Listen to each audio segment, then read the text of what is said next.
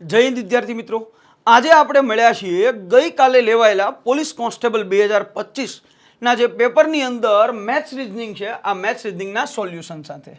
હવે સાહેબ પહેલાં તો તમે એ જુઓ કે ભાઈ મેથ્સ રીઝનિંગનું વેઇટેજ કેટલું હતું. તો આપણે પાર્ટ એની વાત કરીએ તો સાહેબ પાર્ટ એની અંદર ટોટલ 80 પ્રશ્ન હતા. આમાંથી સાહેબ મેથ્સ, રીઝનિંગ અને ગુજરાતી આ ત્રણેય હતું. હવે આપણને એવું સામાન્ય રીતે હતું કે ભાઈ પેપરનું લેવલ કંઈક ઇઝી હશે, પણ સાહેબ આ તો એવું કહી શકાય કે પીએસઆઈ કરતાંય પેપર હાર્ડ હતું. હવે કદાચ ભૂલથી બદલાઈ ગયું હોય, આવું બની શકે. પરંતુ અહીંયા જોવા જઈએ ને તો ગુજરાતી છે, આ ગુજરાતીના પ્રશ્નો એ વધારે પડતા લેવલવાળા હતા. આ ઉપરાંત સાહેબ મેથ્સના પ્રશ્નો આ પણ લેવલવાળા હતા. અને આની અંદર તે પ્રશ્નો તો હાર્ડ હતા, જે હેલા હતા એ હાવ હેલા હતા. જે અઘરા હતા ને એ વધારે પડતા અઘરા. પ્લસ એક વસ્તુ એવી હતી કે ગણતરી બહુ લેન્ધી હતી ભાઈ. અમુક આ એક ડીઆઈ વચ્ચે છે બરાબર, તો તમે ગણતરી કરીને થાકી જાઓ. તમને એમ થાય કે આના કરતાં સ્કીપ કરી દઈ તો આગળનું કંઈક થશે. તો આમ કહી શકાય કે પેપરનું લેવલ ધાર્યા કરતાં વધારે હતું. બરાબર, બહુ હાર્ડ કહી શકાય પેપર. ટૂંકમાં જે વિદ્યાર્થીઓ એવું નક્કી કર્યું હોય કે ભાઈ હું 60માંથી 50 માર્ક લાવીશ, આ વિદ્યાર્થીને 50 સુધી પહોંચવું બહુ અઘરું પડી ગયું હશે. બરાબર, પણ જે હોય આપણે બધા વિદ્યાર્થી માટે પેપર સમાન જ હતું.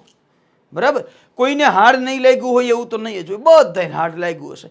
કોઈને મેથ્સ રીઝનિંગમાં થોડી ઘણી પાવરધા હશે, થોડી ઘણી સ્પીડ હશે, તો એને એવરેજ જે વિદ્યાર્થીઓને હાર્ડ લાગ્યું હોય એના કરતાં થોડોક સમય ઓછો લાગ્યો હોય. બાકી અહીંયા પ્રશ્નો બધા લેન્ધી હતા. વન બાય વન હવે આપણે પ્રશ્નોની ચર્ચા કરીએ. ચાલો, પ્રશ્ન નંબર પહેલા નંબરનો પ્રશ્ન જોઈએ. દરેક પ્રશ્નનું આપણે ડિટેલ સોલ્યુશન જોવાનું છે. પહેલો પ્રશ્ન આપણો કંઈક આવો છે કે એક વ્યક્તિ 5 કિલોમીટર ઉત્તર તરફ ચાલે, પછી જમણે વળે છે અને 3 કિમી ચાલે, પછી તે ફરીથી જમણે વળે અને 5 કિમી ચાલે, તો હવે શરૂઆતના બિંદુથી ક્યાં હશે?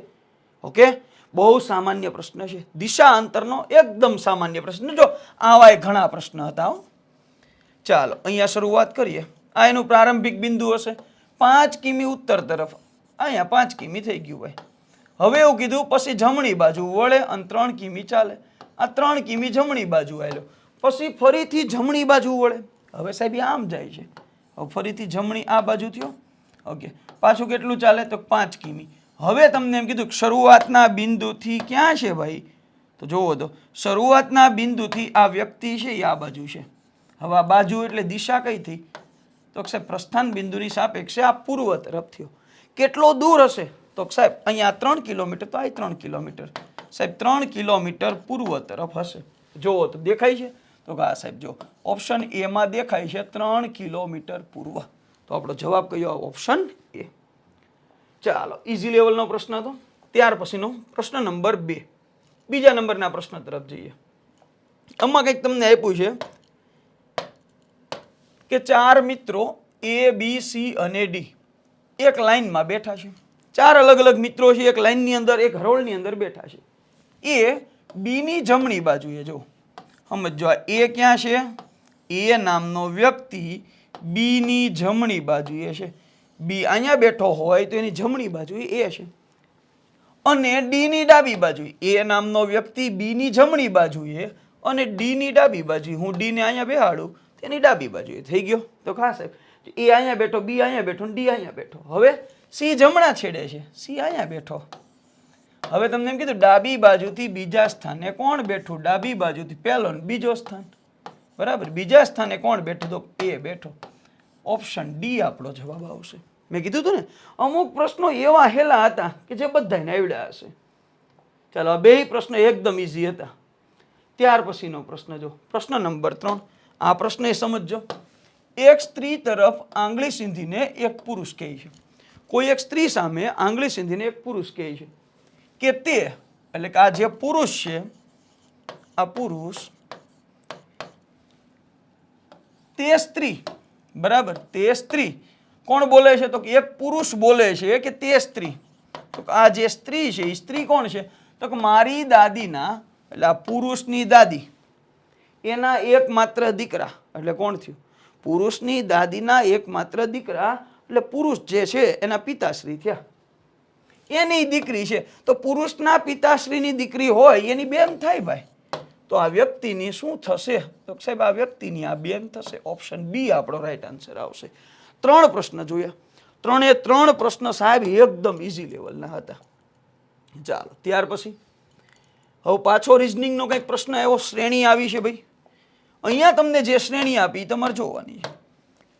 FGH જો FGH JKL બસ અહીંયા આપી દીધી ખાલી જગ્યા RST VWX. આ શ્રેણી છે, આ મૂળાક્ષર શ્રેણી તમારે પૂરી કરવાની છે. જો એવું નથી હો પેપરના ટોટલી પ્રશ્નો હાર્ડ છે એવું નથી ભાઈ. તમારે અહીંયા તમે જોવા જાવ તો ઘણા પ્રશ્નો એવા છે કે બહુ ઇઝી છે, પણ એ તો પાછા બધાને આવડે ને સાહેબ. બરાબર.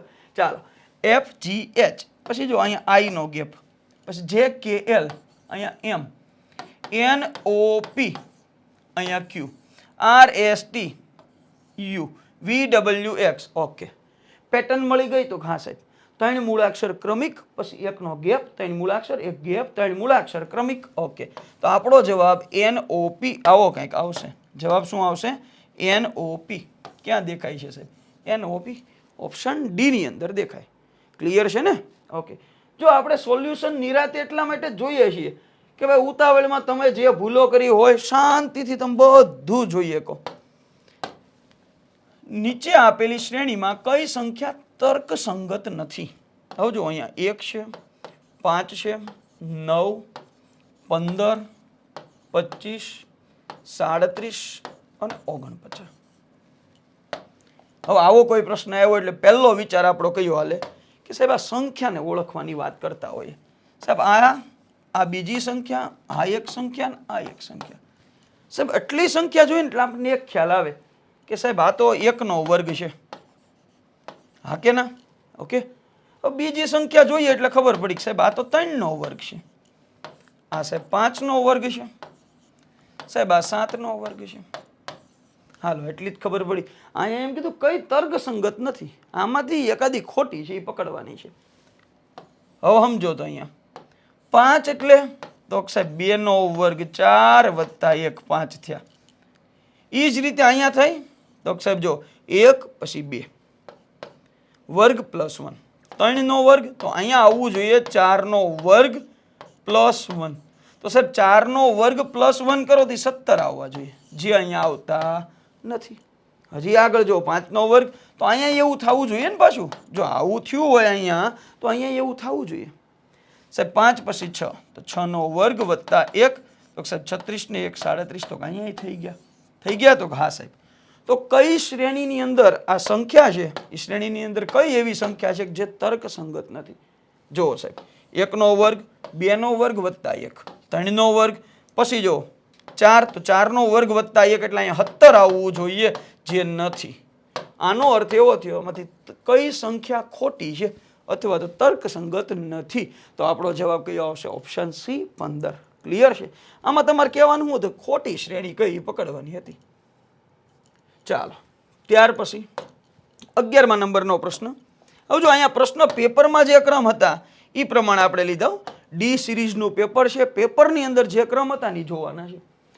જો સારંગી બરાબર સિતાર તો વેણુ બરાબર ખાલી જગ્યા. હવે અહીંયા જોવા જઈએ ને સારંગી, આ સિતાર, આ સારંગીન સિતાર. હવે આયા જો કલ્ચરનો પ્રશ્ન પૂછી લીધો ભાઈ, બરાબર ને? એટલે અહીંયા તમારું જીકે માપી લીધું ભાઈ. તો અહીંયા સારંગીન સિતાર છે એ કેવા વાદ્ય છે? તો સાહેબ આ તંતુ વાદ્ય છે. બરાબર, તંતુ વાદ્ય છે. જો અહીંયા સારંગી હોય, સિતાર હોય, વીણા વગાડતા હોય, બરાબર, આ બધા એક તાતણા સ્વરૂપે દોરીવાળા તારવાળા છે, એટલે કે તંતુ વાદ્ય છે. અહીંયા તમને વેણું આપ્યું. વેણું એટલે શું થાય? વેણું એટલે શું થાય? સામાન્ય રીતે વેણું એટલે વાંસળી થાય ને?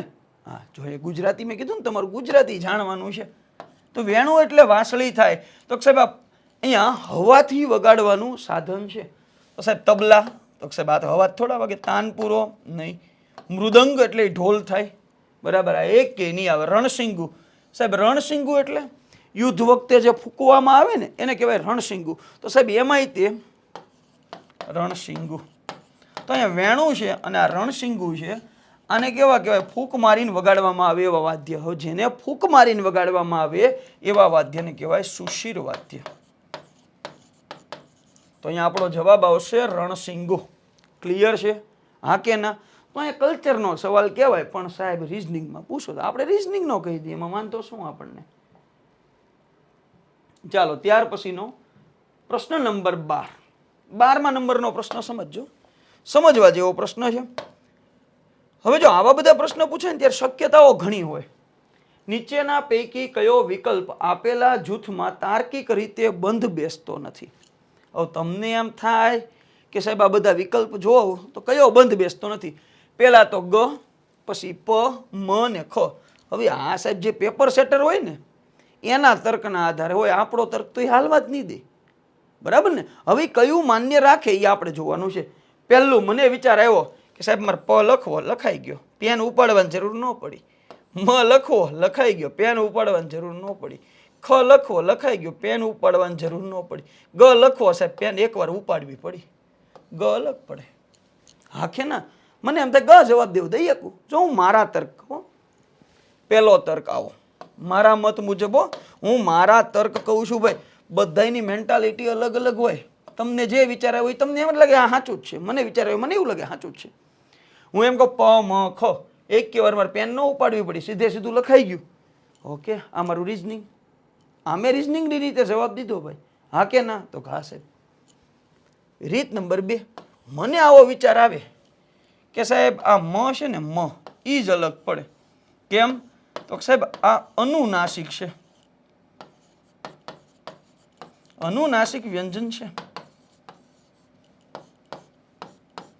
બરાબર. આ મ કેવો છે? તો અનુનાસિક વ્યંજન છે, એટલે નાકમાંથી બોલાય ને એવો વ્યંજન છે મ. મ આવું બધું બોલતો હોય ને. ઓકે, તો સાહેબ આવે મય આવે. પહેલા મેં એમ કીધું ગય આવે, હવે હું એમ કહું મ આવે. તમે એમ કહો સાહેબ તમે અહીંયા રિઝનિંગ લગાડ્યું, હું એમ કહું ના ભાઈ હો મેં ગુજરાતી લગાડ્યું. તમે એમ કહો ના ના. ત્રીજું હું એમ કહું હું ગણિત લગાડું. ચાલો હું અહીંયા મારું મેથ્સ લગાડું. હવે તોય પાછો જવાબ બદલી જાય. હું ક્રમ લખું છું, જો અહીંયા ગ 1 2 3, ગનો ક્રમ કેટલામો? સાહેબ ત્રીજો. પછી આવ્યું ખ, હાલો ખ એ બાજુમાં લખી નાખું, ખનો ક્રમ બીજો. ઓકે, પછી આવ્યું મ, મનો ક્રમ કેટલામો? 1 2 3 4 5 6 7, 7 2 14, 7 તેરી 21, 22 23, મનો ક્રમ 23મો. પછી આવ્યું પ, પનો ક્રમ કેટલામો? 7 2 14, 15 16 17 18 19, 19મો. અહીંયા હું મારું ગણિત લગાડું તો સાહેબ અહીંયા એકીક્રમ એકીક્રમ એકીક્રમ. સાહેબ અહીંયા બગડો છે તો આ બેકી સંખ્યા મળી તો ખ અલગ પડે. વિચારો, જેવો જેનો તર્ક. આમાં એકી તર્ક તમે ખોટો ન કહી શકો ભાઈ, એકી તર્ક ખોટો ન કહી શકો, બરાબર. તો અહીંયા તમને એવું લાગે ને કે ભાઈ મારો જવાબ ગ આવે તો હા સાહેબ રિઝનિંગની રીતે મેં વિચાર્યું આમાં પેન ઉપાડવાની જરૂર ન પડે, આમાં ઉપાડવી પડે ભાઈ, બરાબર વાત છે. ગઈ જવાબ આવે. અનુનાસિક વ્યંજન છે મ, બરાબર, ગુજરાતીની રીતે કહી શકાય મય જવાબ આવે. આ ઉપરાંત ક્રમ આપવામાં આવે, આંકડાઓને ક્રમ આપવામાં આવે તો બરાબર છે, આ બેકી ક્રમ આવે. તો સાહેબ હવે અહીંયા મારા મત મુજબ આ 3 તર્ક થઈ શકે. એટલે આ પ્રશ્ન કેન્સલ થવો જોઈએ. હા પ્રશ્ન કેન્સલ થવો જોઈએ. અથવા તો પછી ફાઇનલ આન્સર કીમાં એ લોકોને હું સાચું પાડું એનો મત કેવો છે એ લોકોને ખબર હશે, બરાબર. બાકી મેં તમને જો શક્યતાઓ 3 હતી, 3 શક્યતા તમારી સામે છે કે ભાઈ આવું આવું આવું હોઈ શકે. ચાલો ત્યાર પછી નેક્સ્ટ પ્રશ્ન તરફ જઈએ. અહીંયા કંઈક આપણને પાછી શ્રેણી આપી. સમજો શ્રેણી કેવી છે? તો સાહેબ 0 6 24 60 120 210 અને ખાલી જગ્યા. આવી કંઈક શ્રેણી છે. કોઈ પણ શ્રેણી આપે છે, પહેલું કામ શું હોય? તફાવત લેવાનું. આનો તફાવત સાહેબ 6નો 24 - 6, સાહેબ અહીંયા તફાવત 18, 24માંથી 60 થયા એટલે આ 36, સાહેબ અહીંયા તફાવત 120 થયા એટલે 60 ને 60 120, તફાવત 60નો, અહીંયા તફાવત 90નો. સાહેબ આગળ તફાવત કેટલો નથી ખબર, હમણાં ગોતી લઈ જે આવતો હોય. હવે સાહેબ તો સાહેબ તફાવતનો તફાવત લેવો પડશે. આમાં કંઈ ખબર ન પડી. ચાલો અહીંયા તફાવત કેટલાનો? 6 ને 18 સાહેબ 12નો તફાવત. સાહેબ અહીંયા તફાવત કેટલાનો? 18નો તફાવત. સાહેબ અહીંયા તફાવત કેટલાનો? 24નો તફાવત. સાહેબ અહીંયા તફાવત કેટલાનો? 30નો તફાવત. હવે કાંઈ ખબર પડી? ના સાહેબ હજી ખબર ન પડી. કાંઈ વાંધો નહીં, 6 ના ગુણાંક જ છે. જો 6 + 6 + 6. તો સાહેબ હવે આપણો ફાઇનલ જવાબ આપણે બ્લેક પેનથી લાવી દઈએ. 30 + 6 કેટલા થયા? 36. હવે સમજો 90 + 36 126. હવે સમજો 210 + 126 કેટલા થયા? તો સાહેબ 6 ના 6, 2 ને 1 3, 2 ને 1 3, 336 મારો ફાઇનલ જવાબ. કઈ રીતે મળ્યો? તો સાહેબ પહેલા તફાવત ન ખબર પડી, પાછો તફાવત, એનો ને એનો તફાવત લીધો, 3 વખત મેં તફાવત લીધો, અથવા અહીંથી ખબર પડી જાય. 6 × 2, 6 × 3, 6 × 4, 6 × 5, 6 × 6. બરાબર. તો અહીંયા આ તર્કના આધારે આ શ્રેણીનો આપણો ફાઇનલ આન્સર કયો આવશે? Option C 336. ક્લિયર છે? ચાલો આગળ વધીએ. જો મેં કીધું એમ ઘણા પ્રશ્નો એવા હતા હાવ બેઝિક હતા ભાઈ, અઘરા હતા, એ અઘરા હતા, હેલા હતા, એકદમ હેલા હતા. ચાલો હવે અહીંયા કંઈક પ્રશ્ન આપણને આપ્યો છે. HUMISTON. ચાલો આનું શું થાય છે? તો સાહેબ આને લખીએ ને તો આવું કંઈક થાય. JWOKUVQ અને P.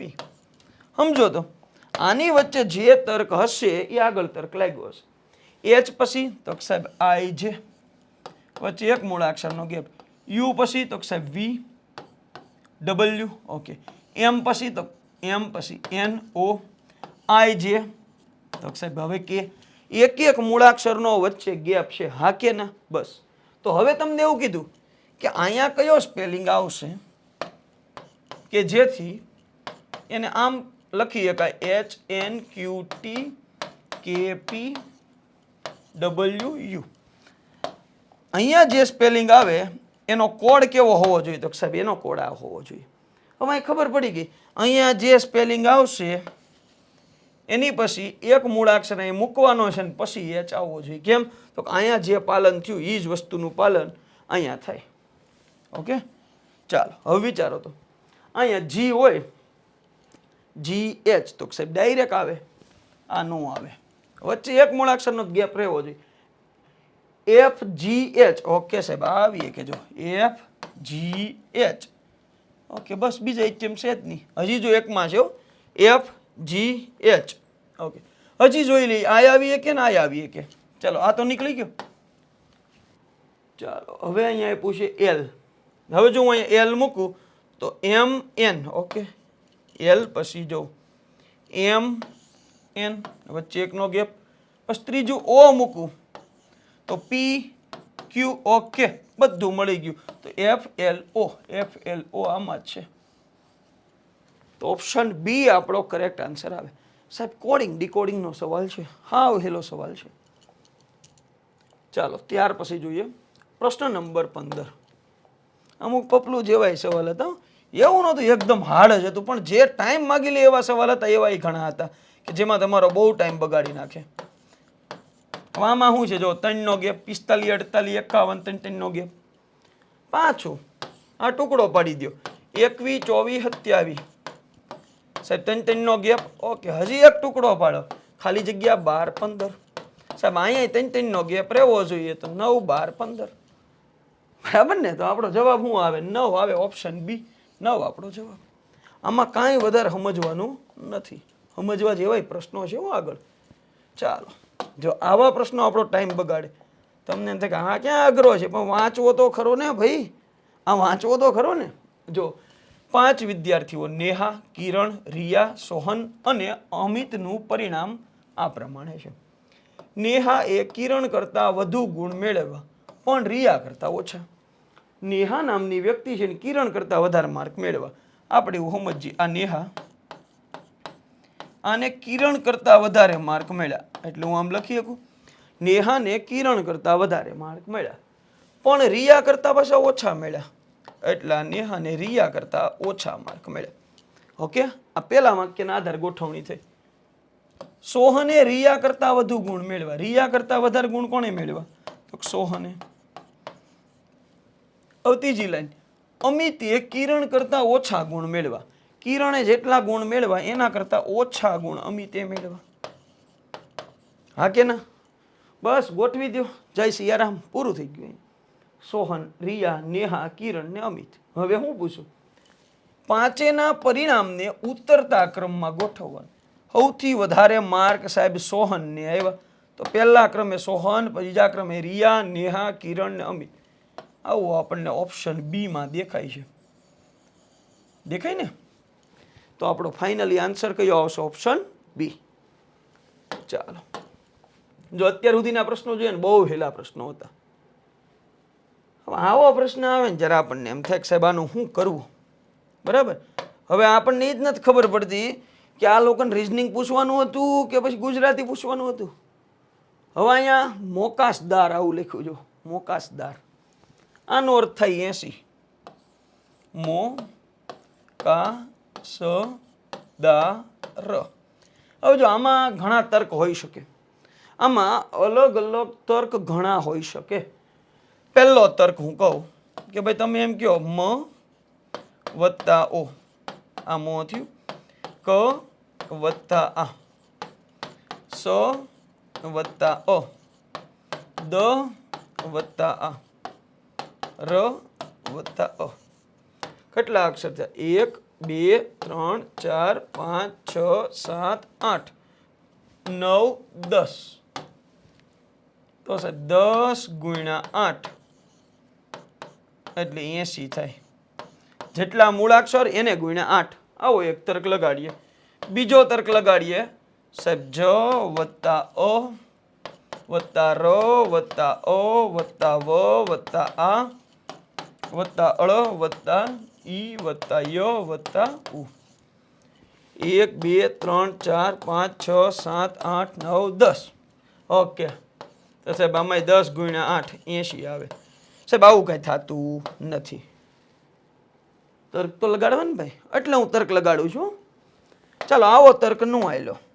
હવે હું બીજું કંઈક વિચારું. મોકાસદાર, મો કા સ દા ર. જો મને ખબર છે કેમ જવાબ આવે, પણ તમારી એક્ઝામ વખતે આવા તર્ક બધાને અલગ અલગ. મનો ક્રમ, કનો ક્રમ, સનો ક્રમ, દનો ક્રમ, રનો ક્રમ, તોય ન ભેગું થયું હોય. હવે છંદ જોવો તો એમાં તમને માત્રા ગણી હોય, માત્રા મેળ છંદ હોય, ચોપાઈ હોય, દોહરો હોય, આમાં બધામાં સવૈયા હોય, ઝૂલણા હોય, આમાં બધામાં તમે માત્રા ગણી. એ જ રીતે હવે જો તો મો લખેલું હોય તને 2 માત્રા હોય, કા લખેલું હોય સાહેબ આને 2 માત્રા હોય, સ લખેલું હોય 1 માત્રા હોય, દા લખેલું હોય 2 માત્રા હોય, અને 1 માત્રા હોય. મોટા ભાગે હસ્વ હોય તો એને 1 માત્રા હોય, દીર્ઘ હોય તો એને 2 માત્રા હોય, કોમળ અનુસ્વાર આવતો હોય તો એને 1 માત્રા હોય. બરાબર, કોમળ અનુસ્વાર ન હોય તો એને 2 માત્રા હોય. ટોટલ માત્રા કેટલી થઈ? 8. તો સાહેબ 8 માત્રા થાય એટલે હું એવું કહીએ કે 8 ગુણ્યા 10 80. હા કે ના? બરાબર, તમે કહેશો હા સાહેબ બરાબર વાત છે. હવે અહીંયા એ જ રીતે જરવાળિયું. હવે હું કહેવા માંગે ની ખબર પડવા દેતા નથી આ લોકો. વા કદાચ આવા સવાલ કાઢીને આપણે ખુદ પેપર સેટરને આપ્યા હોય ત્યાં નહીં તકલીફ પડી જાય. પછી ચાલો, જ તો સાહેબ 1 માત્રા, ર 1 માત્રા, વાહ 2 માત્રા, હસ્વ છે જો 1 માત્રા. અહીંયા ઝરવાળિયું, યુ આપણે એમ નથી બોલો ઝરવાળિયું, આને ભાર નથી દેવાનો, કોમળ અનુસ્વાર છે તો આની 1 માત્રા ગણો. 1 2 3 4 5 6, તો ટોટલ 6 માત્રા થઈ. સાહેબ 6 ગુણ્યા 10 કેટલા થાય? 60. તો આપણો જવાબ આવવો જોઈએ ઓપ્શન બી, 60. આવું મારું અનુમાન કે આવું થઈ શકતું હશે. હવે વધારે ખબર કોને હોય? પેપર સેટરને. બરાબર, એને કઈ રીતે સેટ કર્યું એને ખબર હોય. છતાં તમારો કોઈ તર્ક લાગતો હોય આ સિવાય, તમને એમ લાગે કે સાહેબ આવોય તર્ક લાગે, તો તમે કોમેન્ટ બોક્સમાં કોમેન્ટ કરી શકો છો. ચાલો, ત્યાર પછીનો પ્રશ્ન, વેજીટેરિયન. હવે સાહેબ અહીંયા લખ્યું છે વેજીટેરિયન, પણ અહીંયા વેજીટેરિયન માટે કોડ પાછા અંગ્રેજીમાં આપ્યા. તો આપણે જોઈએ વે જી ટે રી ય ન. ચાલો વેજીટેરિયન એટલે આપણે વ સમજીએ તો વી હોવો જોઈએ, નથી એલા ભાઈ. જી સમજીએ તો જ સમજીએ, હાલો જી ની જગ્યાએ, ટેની જગ્યાએ ટ સમજીએ, રીની જગ્યાએ ર સમજીએ, યની જગ્યાએ ય જ રહી, નની જગ્યાએ સાહેબ ન જ રહે. ચાલો હવે આને કક્કાવારીના ક્રમ આપીએ. પેલા વ કેટલામાં ક્રમે આવે? આ હાથ હાથ હાથ, 21 22 23 24 25 26 27. ઓકે, વ સાહેબ છે ને 27માં ક્રમે આવ્યો. ઓકે, હવે 27મો ક્રમ તો એબીસીડી, તો એમાં સાહેબ 26 અક્ષર આવે, રેવા દો. ચાલો આની માટે વ માટે એને વાય આપ્યો છે, બરાબર. આગળ જોઈએ પછી પછી જ તો સાહેબ 7મો છે. ઓકે, હવે જુઓ તો આનો મૂળાક્ષર હકીકતમાં 25 હોવો જોઈએ તો જ આ વાય થાય. કેમ? તો વાય નો ક્રમ 25 થાય ને, તો અહીંયા સાહેબ -2 થયા. અહીંયા એવું હોવું જોઈએ. હવે જો અહીંયા ઈ આપ્યું છે, ઈ એટલે તો સાહેબ 5મો ક્રમ થાય, -2 અહીંયા થયા. હજી સાહેબ સ્વીકારી નહીં લેવાનું, હજી એકાદું જોઈ લ્યો. ટ નો ક્રમ કેટલામો? 9મો ક્રમ, તો 9 - 2 7. તો એબીસીડી નો 7મો અક્ષર હોવો જોઈએ, તો અહીં જી હોવો જોઈએ. છે સાહેબ જી. ઓકે, બસ આ જ પેટર્ન તમારે આમાં લાગુ પાડવાની.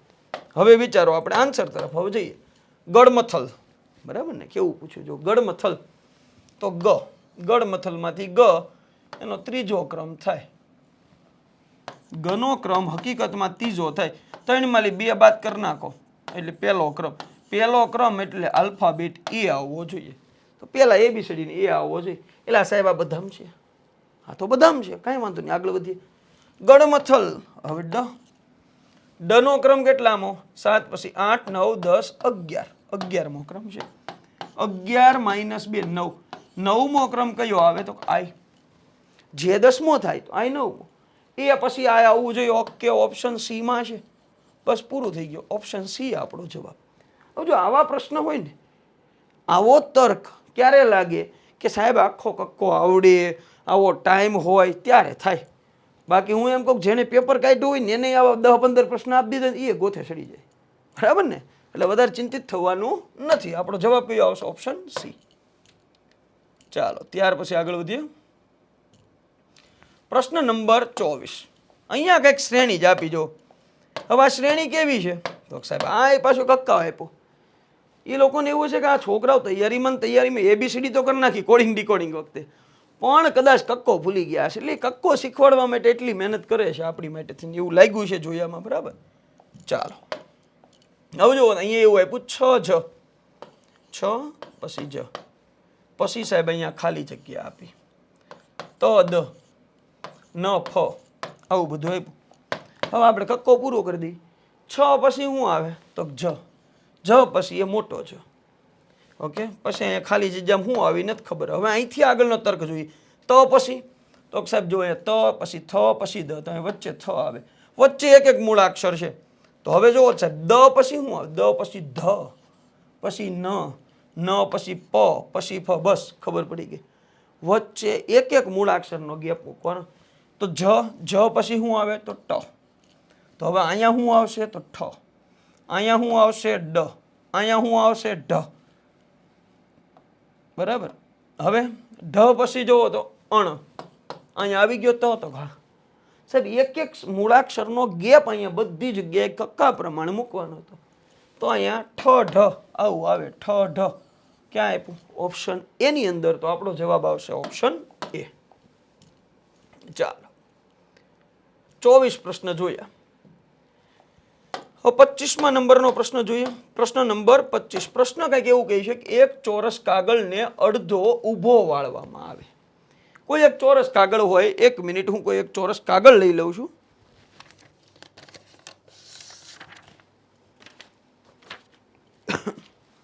ચાલો આપણી પાસે આ કંઈક એક ચોરસ કાગળ છે. હવે તમને એવું શું કીધું કે ભાઈ એક ચોરસ કાગળને અડધો વાળવામાં આવે, પણ અડધો ઊભો વાળવામાં આવે. હવે જો આને હું અડધો ઊભો વાળું છું, અડધો વાળ્યો પણ ઊભો વાળ્યો. ઓકે, પછી અડધો આડો વાળવામાં આવે, કાંઈ વાંધો નહીં. ઊભો વાળ્યો, વળધો પાછો આડો વાળ દો. ઓકે, આડોય વાળ દીધો. થઈ ગયું ને આવું? તો હા. હવે સમજો, હવે એ વાળેલા કાગળની બરાબર મધ્યમાં એક વર્તુળ દોરવામાં આવે. કઈ વિરોધ કરી શકશો તમે? અહીંયા સાહેબ વર્તુળ દોરવામાં આવે. હવે હું દોરી નાખું એક વર્તુળ. એ તે હાલો, એને કીધું એમ કાગળ વાળ્યો. હવે હું અહીં એક વર્તુળ દોરી નાખું. જો આ મારું એક વર્તુળ દોરેલું છે. હવે એમ કીધું કે આ કાગળને ખોલવામાં આવે. ખોલ નાખો તો કેટલા વર્તુળ જોવા મળે? એ દોરેલું હતું સાહેબ એકનું એક જ જોવા મળે. કેટલા વર્તુળ જોવા મળે? તો સાહેબ એક જ વર્તુળ જોવા મળે. આપણો જવાબ આવે 1. સાહેબ અહીંયા 4 કેમ નહીં આવે? જો ઘણી વખત આપણે ઉતાવળ કરી નાખી હોય. તમને એવું નથી કીધું એક વર્તુળ કાપવામાં આવે. જો હવે તમે એક વર્તુળ કાપો ને, જો કાપવાનું હોય તો કોતરવાની વાત છે ભાઈ. અહીંયા ખાલી દોરવાનું કીધું. જો ખાલી દોરવાનું કીધું, દોરેલું હતું એકનું એક, આપણો બસ જવાબ 1. જો કાપવામાં આવે એવું કીધું હોય, કટિંગ કર્યું હોય ને કાગળ ખોલવામાં આવે તો 4 આવે જવાબ. અહીંયા એવું કીધું નથી. હવે એ પેપર સેટર ઉપર આધાર હો. દોરવાનું કીધું છે, આપણે સાચા છીએ. દોરવાનું કીધું એક જ આવે. પેપર સેટરના મગજમાં એમ હોય કે નહીં કાપવાનું મેં કીધું હતું, પણ ટાઈપિંગ મિસ્ટેક છે. બરાબર, તો 4 આવે. હવે એને જોવાનું છે. બાકી એને કીધું કે ભાઈ વર્તુળ દોરવામાં આવે. દોરવાની વાત છે સાહેબ, કોતરવાની વાત નથી. બાકી 4 આવે. બાકી અહીંયા જવાબ આપણે અત્યારે કયો રાખવાનો છે? માન્ય એ. Option A 1. ચાલો પછીનો પ્રશ્ન. મસ્ત પ્રશ્ન છે. 500 અને 700 ની વચ્ચેના સંપૂર્ણ વર્ગ. સાહેબ જેનું ચોક્કસ વર્ગમૂળ નીકળી શકે એને કહેવાય પરફેક્ટ વર્ગ. 500 થી 700 ની વચ્ચે. સાહેબ આપણને વર્ગ તો આવડતા હોય. 23 ના વર્ગથી શરૂઆત કરીએ. 22 નો વર્ગ ઓછો થાય છે. 23 નો વર્ગ જોઈએ તો 529. ઓલો 484 જ થાય. હવે જોઈએ 24 નો વર્ગ. સાહેબ 576. 25 નો વર્ગ 625. 26 નો વર્ગ 676. 27 નો વર્ગ તો સાહેબ એ તો 729 થી જે વધી ગયો. આપણને હું એમ કીધું આ બેયની વચ્ચે. સાહેબ બેયની વચ્ચે પૂર્ણ વર્ગ હોય એવી માત્ર ને માત્ર 4 સંખ્યા આવે. ઓપ્શન ડી આપણો રાઈટ આન્સર થશે. હા કે ના? ઓકે, ચાલો. તો 1 બાય 1 આપણે બધા પ્રશ્નો બહુ વ્યવસ્થિત સમજીએ છીએ. એવું નહીં કે આપણે ફટાફટ આનું સોલ્યુશન કરી નાખવું. હવે સમજો, ગીતા 20 વર્ષની છે અને મીતા 40 વર્ષની છે. હું અહીં લખું ગીતા આ 20 વર્ષની છે હાલમાં. આ મીતા સાહેબ હાલમાં 40 વર્ષની છે. કેટલા વર્ષ પહેલા એની ઉંમરનો ગુણોત્તર 1:3 હતો? હા, હેલો પ્રશ્ન થઈ ગયો સાહેબ. 1:3 ક્યારે હતો? તો સાહેબ અહીંથી ખબર પડી જાય. 1:3 કરવો બેયમાંથી 10 બાદ કરી નાખો. આમાં હું 10 બાદ કરું એટલે 10 વર્ષની થઈ ગઈ. આમાં 10 બાદ કરું એટલે 30 વર્ષની થઈ ગઈ. થઈ ગયો 1:3? તો હા સાહેબ થઈ ગયો. જો આનો અર્થ એવો થયો આ ગુણોત્તર 10 વર્ષ પહેલા આવો હોય. નો ખબર પડે તો ઓપ્શન તો છે જ. આમના મેં અંદાજ આવી ગયો સાહેબ. અહીંયા 2:4 એટલે 1:2 છે. તમારે 1:3 કરવાનું છે ભાઈ. બેયમાં 10 વર્ષનો ગેપ કાઢી નાખો એટલે પૂરું થઈ ગયું. આ 20 વર્ષની હોય તો 10 વર્ષ પહેલા 10 વર્ષની હતી. આ 40 વર્ષની હોય તો 10 વર્ષ પહેલા 30 વર્ષની હતી. 1:3 નો રેશિયો થઈ ગયો. તો જવાબ કયો આવશે? Option A. ચાલો ત્યાર પછીનો પ્રશ્ન સામાન્ય સાદુરૂપ ટાઈપનો એક પ્રશ્ન છે. પણ સાહેબ આ સાદુરૂપે કોઈકને કેવડાવે એવું છે. જો 4 × 16 × 128 ઘાતાંક વ્યવસ્થિત કરેલું હોય ને તો આનો જવાબ તાત્કાલિક આવી જાય. 4 એટલે સાહેબ 2 ની 2 ઘાત 4 થઈ. 16 એટલે 2 ની 4 ઘાત. 128 એટલે 2 ની 7 ઘાત. હવે જો 2 ની 10 ઘાત સુધી આપણને આવડવું જોઈએ. 2 ની 1 ઘાત 2, 2 ઘાત 4, 3 ઘાત કરો 8, 4 ઘાત 16, 5 ઘાત 32, 6 ઘાત 128, બરાબર. સોરી 6 ઘાત 64, 7 ઘાત 128, 8 ઘાત 256, 9 ઘાત 512, 10 ઘાત 1024, 2048, 40 96. આ બધી ઘાત આપણને ખબર હોવી જોઈએ. હવે છેદમાં 9 આપ્યું. 9 એટલે 3 નો વર્ગ. 81 એટલે 3 ની 4. 243 3 ની 5. તો 243 343 ભેગું ન થઈ જાય. હવે વિચારો તો અહીંયા કે ભાઈ 2 નો વર્ગ અહીંયા 2 7 8 7 ને 4 11 12 13 2 ની 13 ઘાત છેદમાં આધાર તરીકે 3 ગુણાકાર હોય ઘાતનો સરવાળો 5 ને 4 9 10 11 3 ની 11 બસ આવો જવાબ હોવો જોઈએ 2 ની 13 ઘાત છેદમાં 3 ની 11 ઘાત 2 ની 13 ઘાત ઓપ્શન સી માં આપણને આપ્યું જો 2 ની 13 ઘાત છેદમાં 3 ની 11 ઘાત હા કે ના એકદમ ઈઝી પ્રશ્ન છે ભાઈ ઓકે ચાલો આમાં જવાબ આવશે option C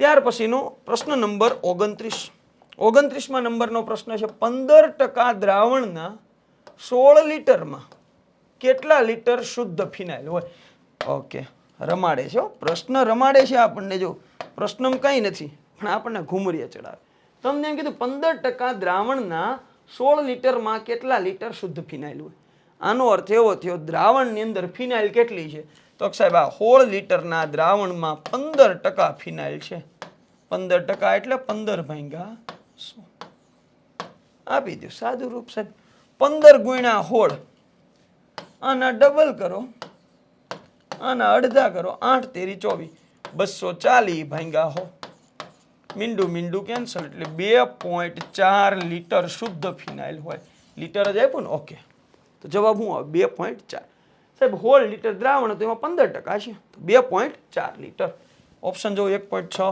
1.5 4.2 option B 2.4 litre આપણો જવાબ આવશે ચાલો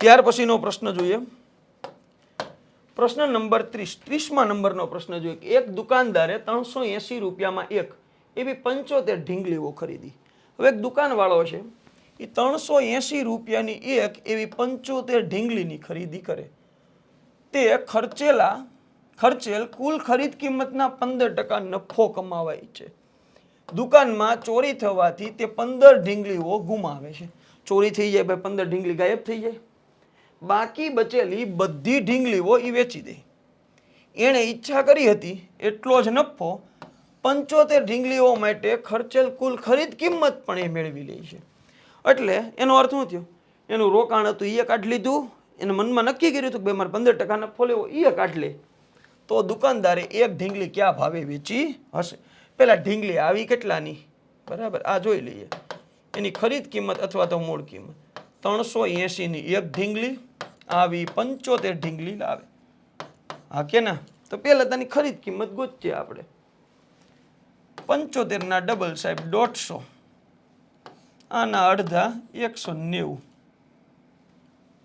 આ 2 મીંડા ના 2 મીંડા અહીં 20 સમજી લઈએ 15 દુ 30 એમાં 15 કાઢો એટલે 300 15 દુ 30 300 300 માંથી 15 કાઢો 285 એટલે એની ખરીદ કિંમત 28,500 રૂપિયા થઈ કે નહીં ઓકે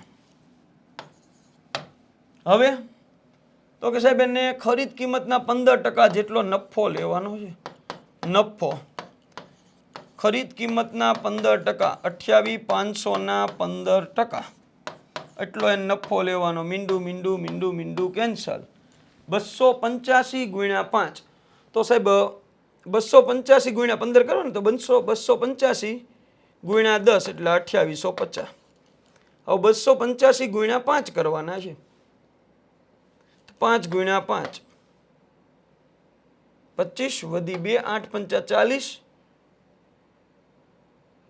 40 ને 2 42 નો બગડો વધી 4 5 દુ 10 11 12 13 14 ઓકે એટલે અહીંયા 5 7 બગડો વધી 1 સાહેબ 4275 રૂપિયા કેટલા થયા 4275 ઓકે 4275 રૂપિયા જો પહેલા તેની મૂળ કિંમત કેટલી તો કે એક ઢીંગલી 380 રૂપિયાની આવી 75 ઢીંગલી લાવે એટલે એને 28,500 રૂપિયા દેવા પડે એની ઈચ્છા છે ભાઈ કે મારે 15% નફો તો લેવો જ છે બરાબર 15% નફો 28,500 ના 15% એટલે 4275 ટોટલ આ ભાઈને એટલા કમાવાની ઈચ્છા છે 5 7 7 8 ને 4 12 નો બગડો વધી 1 32,775 આટલા રૂપિયા મેળવવાના છે હવે ભાઈ ઢીંગલી વેચે છે પણ દુકાનમાં ચોરી થઈ જાય છે. આ ભાઈ 75 ઢીંગલી લાવ્યા હતા, એમાંથી 15 ઢીંગલી છે એ ચોરાઈ જાય, તોય આ ભાઈ નફોય લઈ લેવાનો છે અને મૂળ કિંમતે લઈ લેવાનું છે, એટલા રૂપિયા કમાવાના છે. પણ ઢીંગલી 15 વહી ગઈ ભાઈ, હવે 60 ઢીંગલી વધી, બસ તો અહીંયા કરી નાખો. એની વેચાણ કિંમત કેટલી? 32,775 ભાંગ્યા 60, આ એની વેચાણ કિંમત થઈ ગઈ. ફરી વખત જો, ઢીંગલીની મૂળ કિંમત 380 ની 1 એટલે 75 ગુણ્યા 380, 75 ઢીંગલીના 28,500 રૂપિયા. ભાઈ 15% નફો લેવો, 28,500 15% એટલે 4275 રૂપિયા. ટોટલ રકમ થઈ 32,775 રૂપિયા. એટલા એને મેળવવાના છે. હવે એની પર ઢીંગલી 60 જ વધી, 60 જ વેચવાની છે, તો પ્રત્યેક ઢીંગલીની કિંમત કેટલી? આવો કંઈક પ્રશ્ન છે. હવે 60 વડે આનો ભાગ પાડવાનો છે, બરાબર. આ જીરોને આપણે સાઈડમાં મૂકી દઈએ, અથવા તો 6 પંચા 30. ઓકે, એટલે અહીંથી ખબર પડી ગઈ આ જવાબ નો આવે, આ જવાબ નો આવે, બે વધ્યા.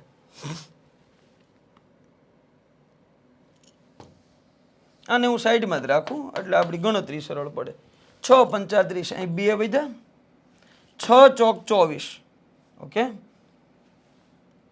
હવે 3 વધ્યા, 6 સત્તા 42, 6 6 36. ઓકે, એટલે 546 પોઈન્ટ કંઈક આવશે, હજી જે આવે એટલે 546. આ નો આવે, ઓપ્શન ડી વધ્યો. બસ આ આપણો જવાબ. તમારે આ જ વસ્તુ સમજવાની છે, સાદું રૂપમાં થોડી ઘણી કદાચ વાર લાગી શકે. ચાલો, તો અહીંયા આપણો જવાબ આવશે ઓપ્શન ડી. જો આવા પ્રશ્ન હોય ને તો મૂકી દેવાય પહેલા, બરાબર, પછી ટાઈમ રહે જ ગણાય. હવે જો આ એક પ્રશ્ન હતો, આમાં ગણતરીમાં બહુ બધાનો ટાઈમ બગડ્યો હશે. આપણે અહીંયા વિડીયો ત્યાં ગણતરીને લીધે લાંબો ન બને એ માટે શું કર્યું છે કે આ ગણતરી ઓલરેડી એક કોષ્ટક બનાવી નાખ્યું આ ગણતરીનું, કેમ કે આની વારંવાર જરૂર પડશે. નીચે આપેલી વિગતોના આધારે પ્રશ્ન નંબર 31 થી 35ના જવાબ દેવાના છે. રકમ જે આપી લાખમાં આપી. ક્વાર્ટર છે, ત્રિમાસિક ક્વાર્ટર છે, બધા અલગ અલગ, બરાબર. આ એક વર્ષની વાત હોય તો 3 મહિના 3 મહિના 3 મહિના 3 મહિના, એક વર્ષ થઈ ગયું. બીજી પ્રોડક્ટ માટે વર્ષ હોય તો 3 મહિનાના અલગ અલગ ક્વાર્ટર છે એને, બરાબર, નક્કી કરેલા. શાખા સાહેબ અમદાવાદ, સુરત, રાજકોટ. હવે આપણને એમ કીધું તમામ શહેરોની તમામ પ્રોડક્ટની કુલ વાર્ષિક આવક કેટલી.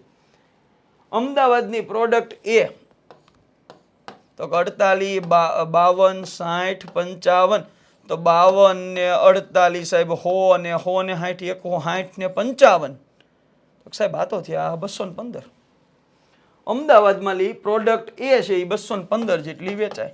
અહીંયા જો આંકડા લખી નાખ્યા, આપણે આખું ગણવું નહીં. એ જ રીતે તમને શું કીધું, તમામ શહેર સુરત એ ગણો, અને પછી બધી પ્રોડક્ટ જો તમામ શહેરની તમામ પ્રોડક્ટ એટલે આ 215. એ જ રીતે પ્રોડક્ટ બી, પ્રોડક્ટ સી, પ્રોડક્ટ ડી. આ અમદાવાદની થઈ ગઈ ટોટલ કેટલી થઈ? 671. જો અમદાવાદની 671. એ જ રીતે આ બધાને સરવાળો પાછો કરો એટલે સુરતની બધી મળી ગઈ 588. એ જ રીતે આ રાજકોટની બધી છે એનો સરવાળો કરો એટલે આપણને મળી ગઈ 556. કુલ પ્રોડક્ટ કેટલી? આ બધાને સરવાળો કરો 1815. જવાબ આવશે 1815. સાહેબ આવું શું કરવા? તો સાહેબ આવો દાખલો પૂછાય તો બને ને ત્યાં સુધી ઈ ટીક કરી નાખાય. ટાઈમ ન હોય ને તો તમને એમ લાગે આખું પેપર પૂરું થઈ ગયું છે ને આપણી પાસે ટાઈમ વધ્યો તો ગણાય. બાકી તમને એમ થાય સાહેબ હાવ હેલો સરવાળો હતો, એટલે સરવાળો કરો તો ખરા, કેટલો ટાઈમ લઈ લે. જવાબ શું આવશે? 1815. બરાબર. આ બધાનો સરવાળો કરવાનો. કેમ? તો સાહેબ તમામ શેર, 3 શેર, તમામ પ્રોડક્ટ એની કુલ આવક ગણવાની છે. ચાલો આગળ વધીએ. પ્રશ્ન નંબર જે હોય બરાબર 32. દરેક પ્રોડક્ટની તમામ શહેરોની મળીને કુલ વાર્ષિક આવક કેટલી? પ્રોડક્ટ વાઇઝ તમને વાર્ષિક આવક કીધી, બધા શહેર ભેગા કરવાના. અમદાવાદ, સુરત, રાજકોટ. પ્રોડક્ટ એ અમદાવાદની ટોટલ આવક કેટલી? 48, 52, 60, 55 બધાનો સરવાળો. તો અમદાવાદનો ટોટલ 215, સુરતનો ટોટલ 181. જો અહીંયા આપણે બધાને ટોટલ કરી નાખો 40, 44, 50, 47. રાજકોટનો ટોટલ સાહેબ 35, 40, 45 એટલે 4 તેરી 12, 120 અને 163. ઓકે, તો હવે 3 પ્રોડક્ટ, બરાબર, 3 શહેરની એ પ્રોડક્ટ, એ નામની પ્રોડક્ટ અમદાવાદની 215 વેચાણી, 215 લાખ. એ જ રીતે 181 લાખ અને આના આવ્યા 163 લાખ. એ પ્રોડક્ટનો ટોટલ કરો એટલે કેટલો થયો? 559. ક્લિયર? તો એ પ્રોડક્ટ 559 એટલે આવો એક જ ઓપ્શન છે, ઓપ્શન ડી. બધી મેળવી લો ને, આપણી પાસે ટોટલ છે 559, 401, 320, 535. ક્લિયર છે? ગણતરી કેમ કરવાની છે એ મેં સમજાવ્યું. હવે હું તે પાછું અહીંયા બધા તમને સરવાળા કરાવું તો એ આપણો એટલો ટાઈમ બગડશે ને તમે ખોટા કંટાળશો. ચાલો ત્યાર પછીનો પ્રશ્ન જોઈએ. પ્રશ્ન નંબર 33. દરેક શહેરની તમામ પ્રોડક્ટના વેચાણની સરેરાશ કેટલી? હવે જો બધા શહેરની વેચાણની સરેરાશ મેળવવાની છે સાહેબ, આમાંય બધાની સરેરાશ મેળવવી પડે.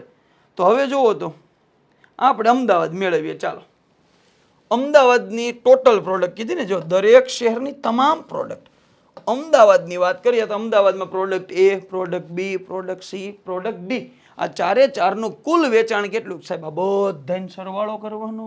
હા, કેટલો થયો? 671.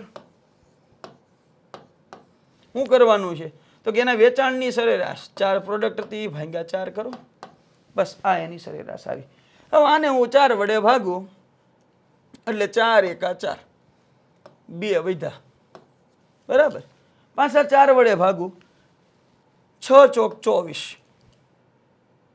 બરાબર. એ સિવાય હાલે, 7 ચોક 28 વધી જાય, 6 ચોક 24, 3 વધ્યા, 31 થઈ ગયા. 7 ચોક 28, 3 વધ્યા. ઓકે, પછી એ જ રીતે 7 ચોક 28, 8 ચોક 32 વધી જાય. ઓકે, 28 ને હવે કેટલા વધ્યા તો 3 વધ્યા. તો 167.7 જેવી કંઈક આવશે. 167.7 અમદાવાદની સરેરાશ 167.7. ઓપ્શન એ એકમાં જ છે, બસ પૂરું થઈ ગયું. ઓપ્શન એ આપણો જવાબ. બીજા એક કેમ છે જ નહીં, અમદાવાદ. ઓકે, પછી બધાની ગણતરી કરવાની જરૂર નથી. ઓપ્શન એ આપણો રાઈટ આન્સર આવી ગયો. ચાલો ત્યાર પછીનો પ્રશ્ન સમજજે. પ્રશ્ન જોજો. પ્રશ્નમાં આપણને શું કીધું? દરેક પ્રોડક્ટની તમામ શહેરની વેચાણની સરેરાશ કેટલી? હવે અહીંયા જો આગળ શું હતું? શહેર વાઇઝ, પ્રત્યેક શહેર વાઇઝ ટોટલ પ્રોડક્ટ છે એની સરેરાશ કેટલી એટલે ભાગ્યા 4 કે. અહીંયા શું કીધું? દરેક પ્રોડક્ટની તમામ શહેરની સરેરાશ કેટલી? અહીંયા પહેલા શહેર, બીજું શહેર ને ત્રીજું શહેર. દાખલા તરીકે પ્રોડક્ટ એ, એનો જે ટોટલ થયો હોય, જો દરેક પ્રોડક્ટની તમામ શહેરના વેચાણની સરેરાશ, પહેલી પ્રોડક્ટ છે એ નામની, એનો સરવાળો કેટલો થયો? કેટલું વેચાણ થયું? તો 559 નું. એને ભાંગ્યા કેટલા કરવાના? 3. શું કરવા ભાઈ? શું કરવા? તો 3 શહેર છે. હા કે ના? પ્રોડક્ટ એ, પ્રોડક્ટ બી, સી ને ડી. ઓકે, તો આને ભાંગ્યા હું 3 કરું સાહેબ, 3 એકા 3, 2 વધ્યા, 8 તેરી 24, 1 વધ્યો, 6 તેરી 18, 1 વધ્યો. એટલે આવો કંઈક આન્સર આવશે 186.33. 186.33. ઓપ્શન સી નીકળી ગયો, ઓપ્શન ડી નીકળી ગયો. ઓકે, હવે બી જોઈ લઈએ. બરાબર, બી નો સરવાળો, પ્રોડક્ટ બી, એનું ટોટલ વેચાણ કેટલું? તો આ બધાનો સરવાળો આપણે ઓલરેડી કરી નાખ્યો. 401. 401 ભાગ્યા 3 શહેર છે એટલે ભાગ્યા 3 કરો. 3 એકા 3, 1 વધ્યો, બરાબર. 3 એકા 3, 1 વધ્યો. હવે 10 થઈ ગયા. 3 તેરી 9, 1 વધ્યો, 3 તેરી 9. ઓકે, 133. આ જવાબ એ નીકળી ગયો. ઓપ્શન બી આપણી પાસે વધ્યો. ઓપ્શન બી આપણો જવાબ. ત્રણે શહેરની પ્રોડક્ટ એની સરેરાશ કેટલી? 186.33 મળી. પ્રોડક્ટ ડી, સોરી પ્રોડક્ટ બી 133.66, સી 106.66, ડી 178.33. તો અહીંયા જવાબ કયો આવશે? ઓપ્શન બી આપણો રાઈટ આન્સર આવશે. ચાલો ત્યાર પછીનો પ્રશ્ન, પાછો આ ટાઈપનો એક પ્રશ્ન આવ્યો 35મા નંબરનો, એટલે કે છેલ્લો પ્રશ્ન છે આ ટાઈપનો. દરેક શહેરોની ચારેય પ્રોડક્ટના થયેલા કુલ વેચાણને ઉતરતા ક્રમમાં ગોઠવવાના છે. સાહેબ હાલો, અમદાવાદમાં કુલ વેચાણ કેટલાનું થયું ભાઈ? કેટલી રકમનું? અમદાવાદની બધી પ્રોડક્ટનો સરવાળો કરો એટલે 671 આવ્યા. રકમ કેટલી થઈ? 671 લાખ રૂપિયા. સુરતની બધી પ્રોડક્ટનો તમે સરવાળો કરો એટલે 588 લાખ રૂપિયા થયા. આ જ રીતે રાજકોટની બધી પ્રોડક્ટનો સરવાળો કરો એટલે 556 લાખ રૂપિયા થયા. ઉતરતો ક્રમ એટલે સૌથી વધારે અમદાવાદ, બીજા નંબરે સુરત ને પછી રાજકોટ. અમદાવાદ, સુરત, રાજકોટ, અમદાવાદ, સુરત, રાજકોટ. ઓપ્શન એ આપણો જવાબ આવશે. હા કે ના? બરાબર. જો આ ગણતરી હું હોય તો મારે કરવી પડે, તમે હોય તમારે કરવી પડે, ટાઈમ હોય તો ગણાય, બાકી જવા દેવાય. છેલ્લે ટાઈમ વધે તો કરશું. ચાલો, ક્લિયર છે? આ આપણે એક ડીઆઈ હતો એ પૂરો કર્યો. હવે આગળ વધીએ બીજા ડીઆઈ તરફ. આવા 3 ડીઆઈ આપ્યા હતા પાછા.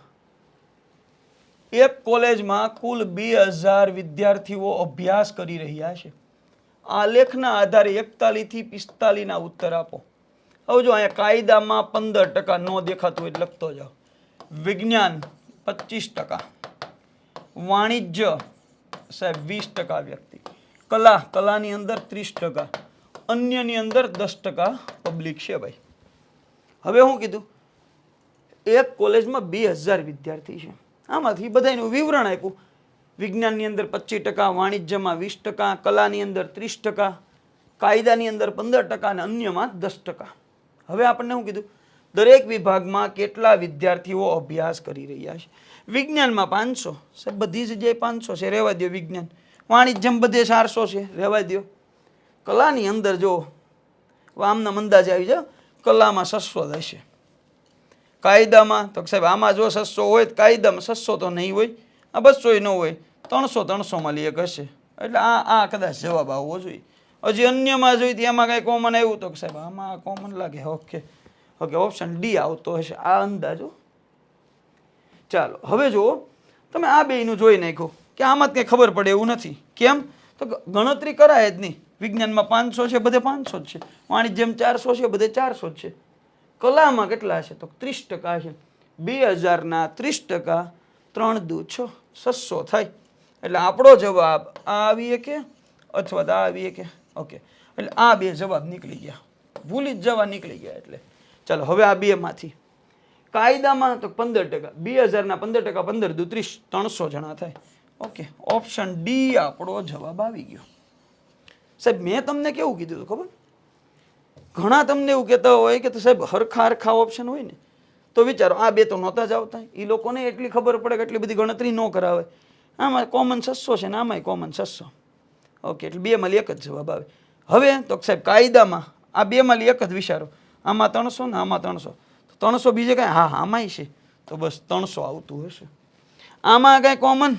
તો સાહેબ 200 બે વાર આપ્યું, 200 આવતું હશે. બસ ઓપ્શન ડી આવતું હશે. વગર ગણતરી ખબર પડે કે ભાઈ આમ થઈ શકે ખરું. ચાલો આગળ વધીએ. વિજ્ઞાનમાં 40%, વાણિજ્યમાં 60%, કલામાં 85%, કાયદામાં 55% અને અન્યમાં 25% મહિલા વિદ્યાર્થીઓ હોય તો વિભાગ દીઠ આ મહિલા વિદ્યાર્થીઓની સંખ્યા કેટલી? વિજ્ઞાનમાં બધા 200 છે, રહેવા દો. આમાં 240 છે, રહેવા દો. આમાં જો 2 વાર 510 છે ને એટલે ખબર પડી ગઈ ક્યાં તો બી આવે ક્યાં તો સી આવે. આમ નામ વિચારો. હવે આ બે જોવો તો આમાં સાહેબ 165, 165, આમાં 510 આવે તો આમાં 165. ઓકે, ઓપ્શન બી આપણો જવાબ આવે. કેમ તો બસ એમ, કેમ તો બસ એમ. હવે ગણીને જ છે, બરાબર. કલામાં 30%, એટલે 2000 ના 30%, 3 દુ 6, એટલે 600 વિદ્યાર્થી થયા. આ 600 માંથી 85 છે એ મહિલા છે, બરાબર ને? તો 600 ના 85%, 20 કેન્સલ, 8 8 6 48, 480, 6 35, 510. ઓકે, તો સાહેબ કલામ 510 આવે એટલે આ જવાબ આવે અથવા તો આ જવાબ. જો મેં પેલા જવાબ તો દઈ જ દીધો. અહીંયા તમારે જવાબ ડી અને એ તો હાવ નીકળી ગયા. હવે એવું કાયદો, કાયદોમાં 2000 માંથી 15%, 15 દુ 30, 300 વિદ્યાર્થી છે. એમાંથી મહિલા કેટલી? તો 55%.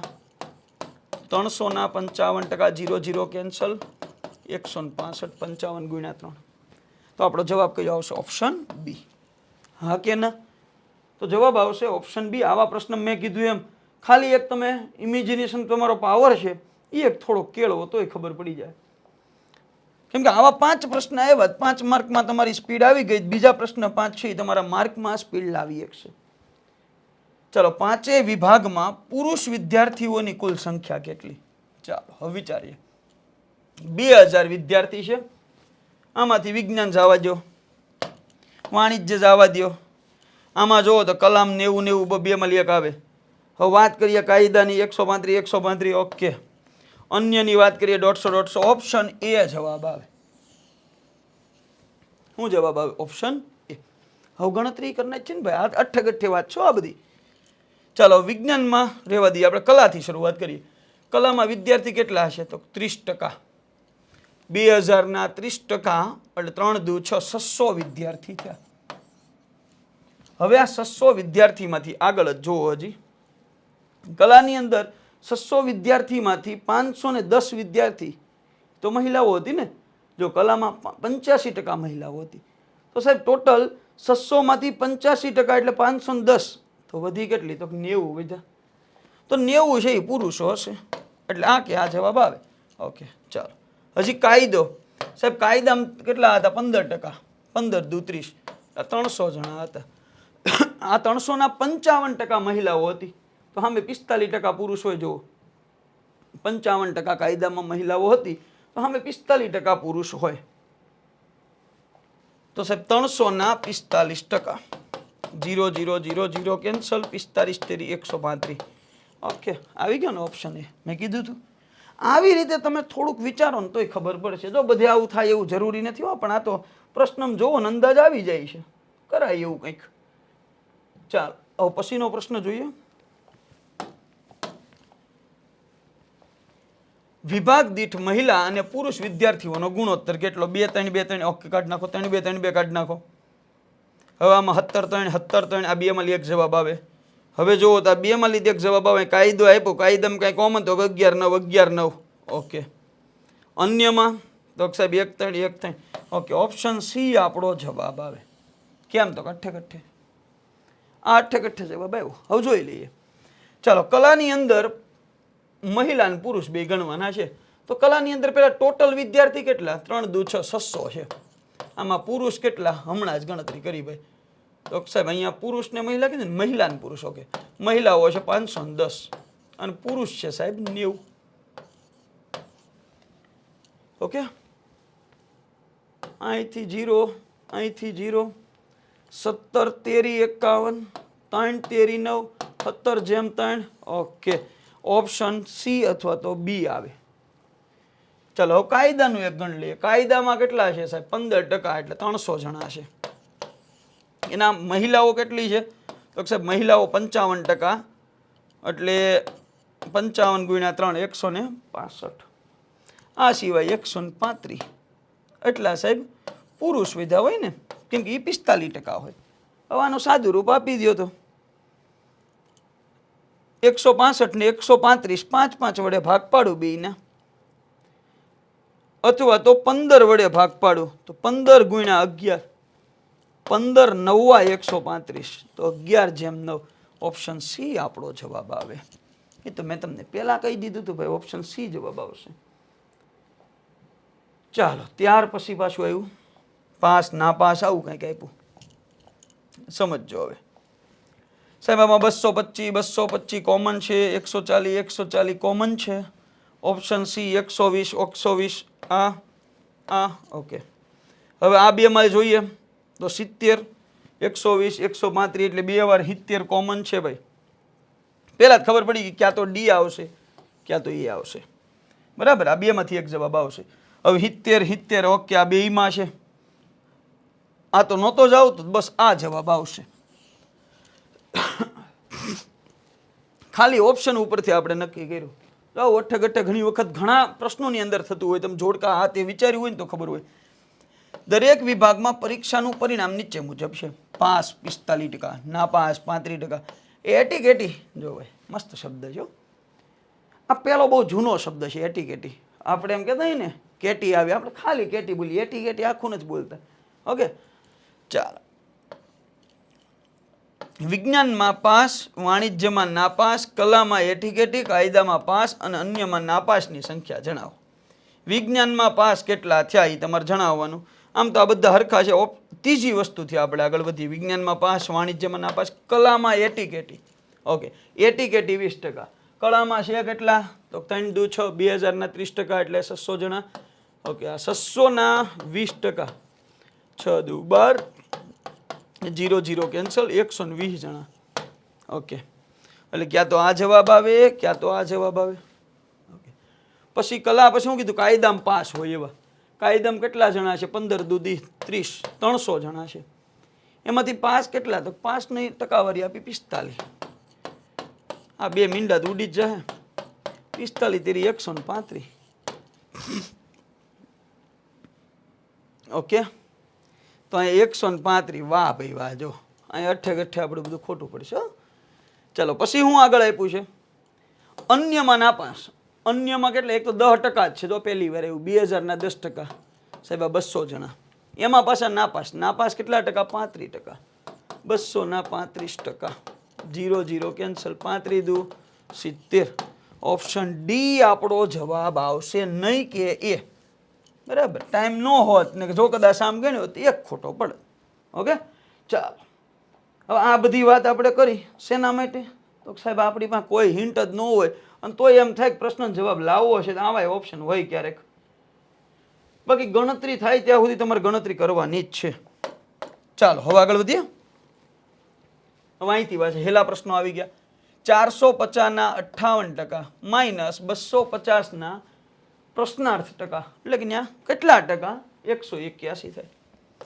450 ના 58% માઇનસ 250 ના x% બરાબર 181.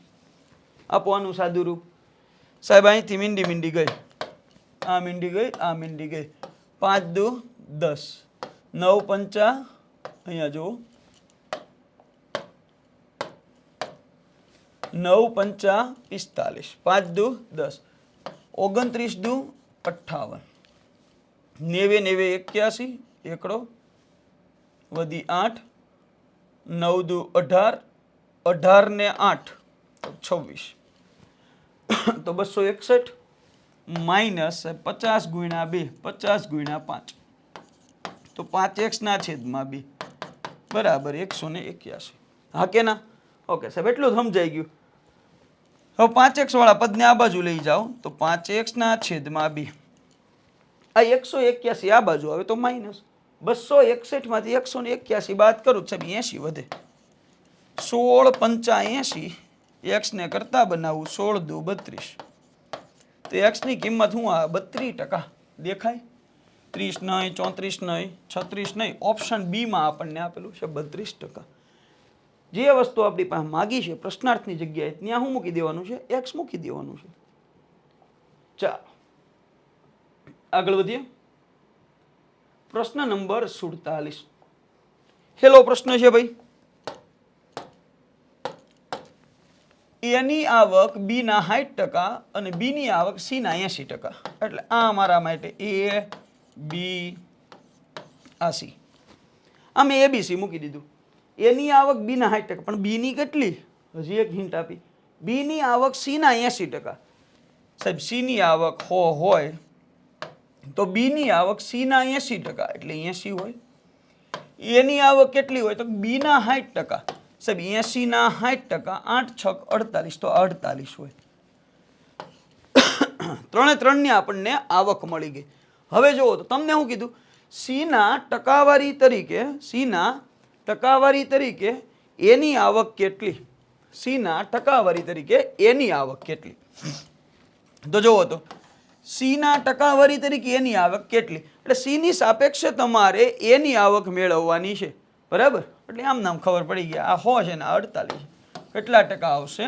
48%. ઓકે, કયો જવાબ આવશે? Option D. ચાલો આગળ વધીએ. પ્રશ્ન નંબર 48. 48માં નંબરનો પ્રશ્ન જોઈએ. 1 મિનિટ હો ભાઈ, પાણી પી લો.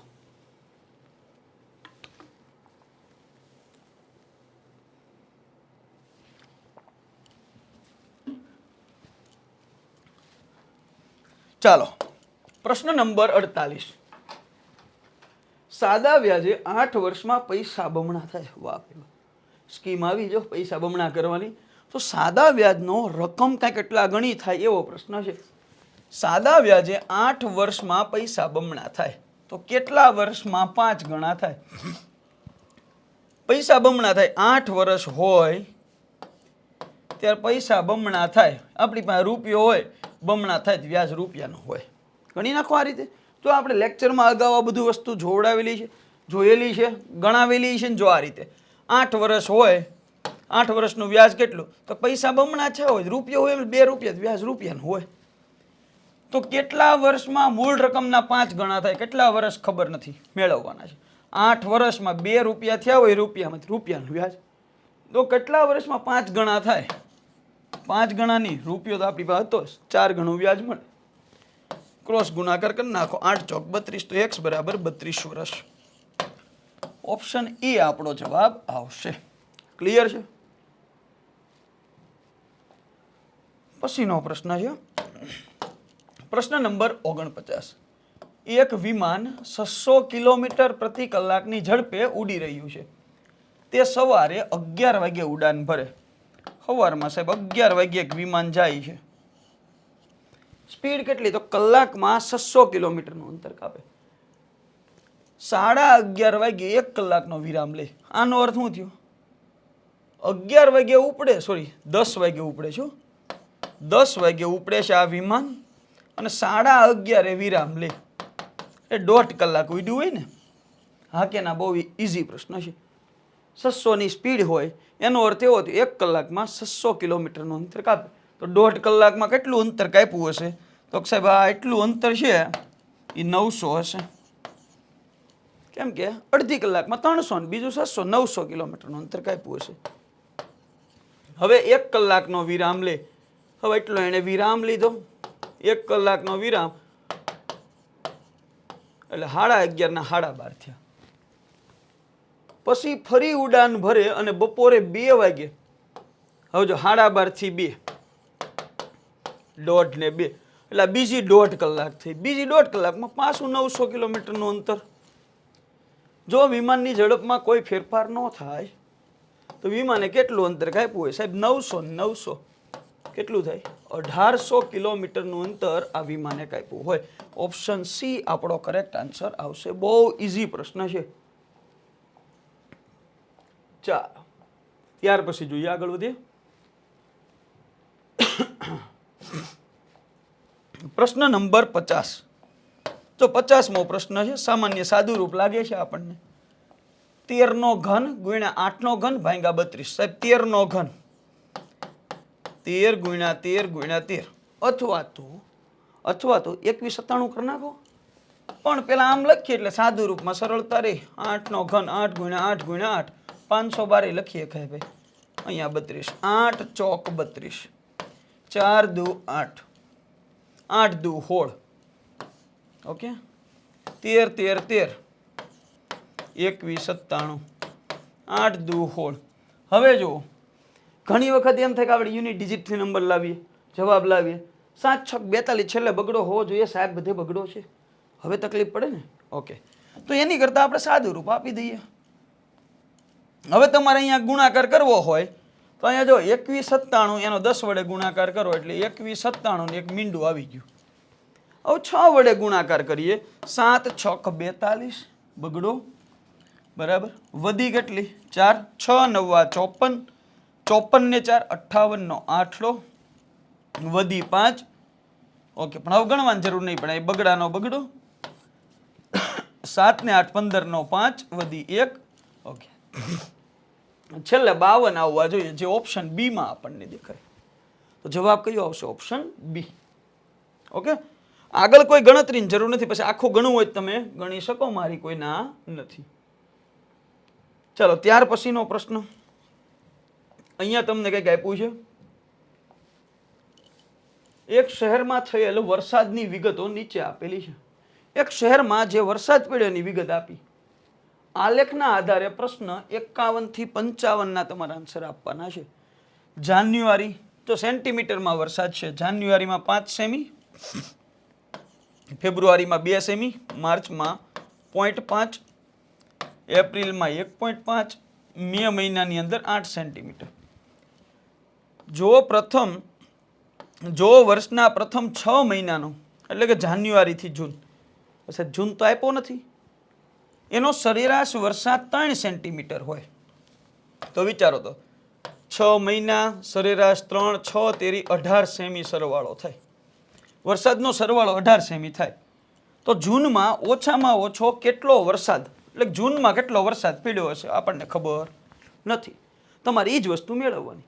હવે મે સુધીની જ ખબર છે ને, જૂનને ગણી લ્યો, 6 સરેરાશ 3 હોય તો સરવાળો 6 તેરી 18 સેન્ટીમીટર થવા જોઈએ.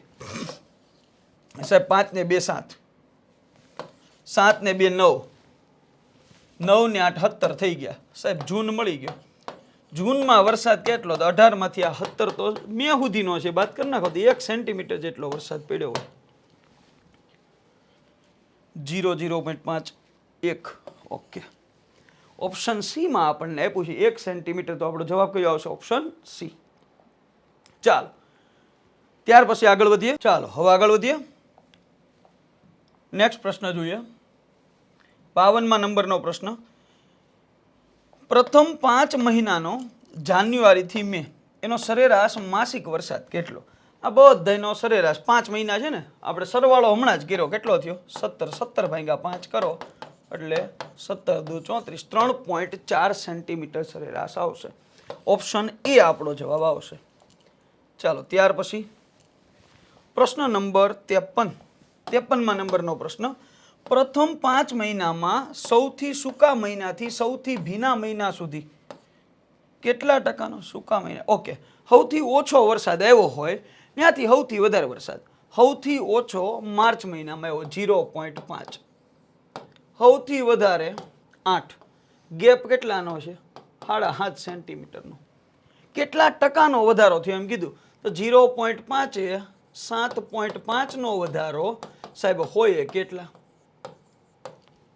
15 પંચા 75, બરાબર, 2 મીંડા, 1500% વધારો થયો.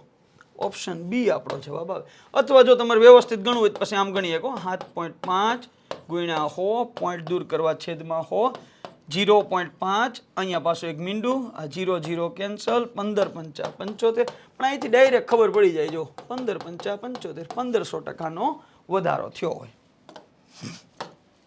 ચાલો ત્યાર પછી 54મા નંબરનો પ્રશ્ન જોઈએ.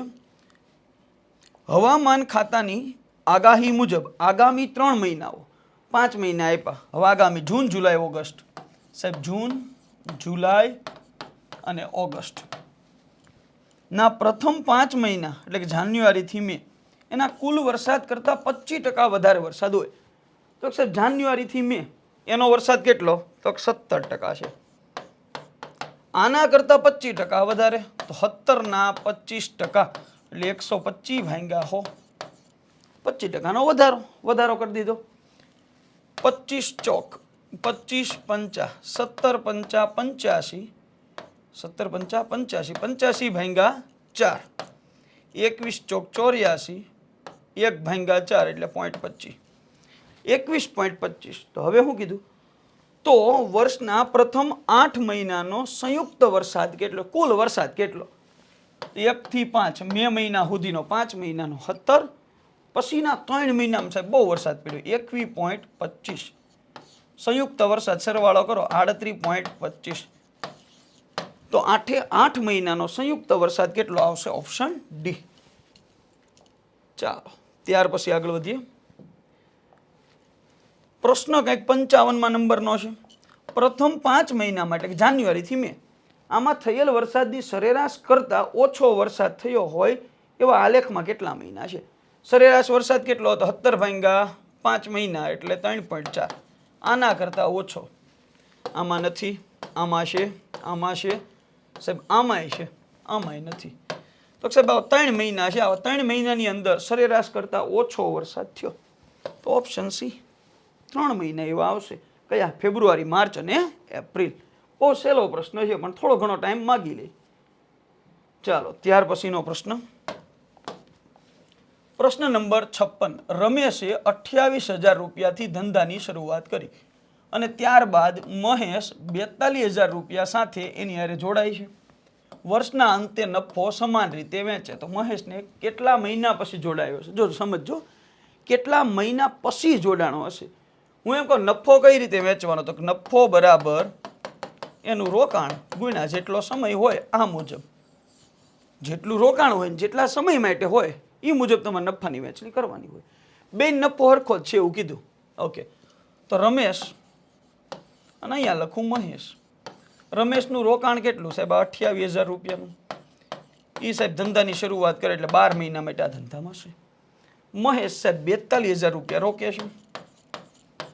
કેટલા મહિના માટે આ ધંધાની અંદર હશે? જો સમજો, ક્યારે જોડાયો એવું પૂછું તો કેટલા મહિના માટે આ ધંધામાં હશે એ ખબર નથી, તો એ મળી જાય તો ઘા સાહેબ 3 મીંડા અહીંથી ઉડાડી દો. 7 ચોક 28, 7 છક 42, 6 દુ 12, 4 દુ 8, એટલે x બરાબર 8 મહિના. આનો અર્થ આવો થયો. આનો અર્થ એવો થયો કે મહેશ છે આ ધંધામાં 8 મહિના માટે હશે.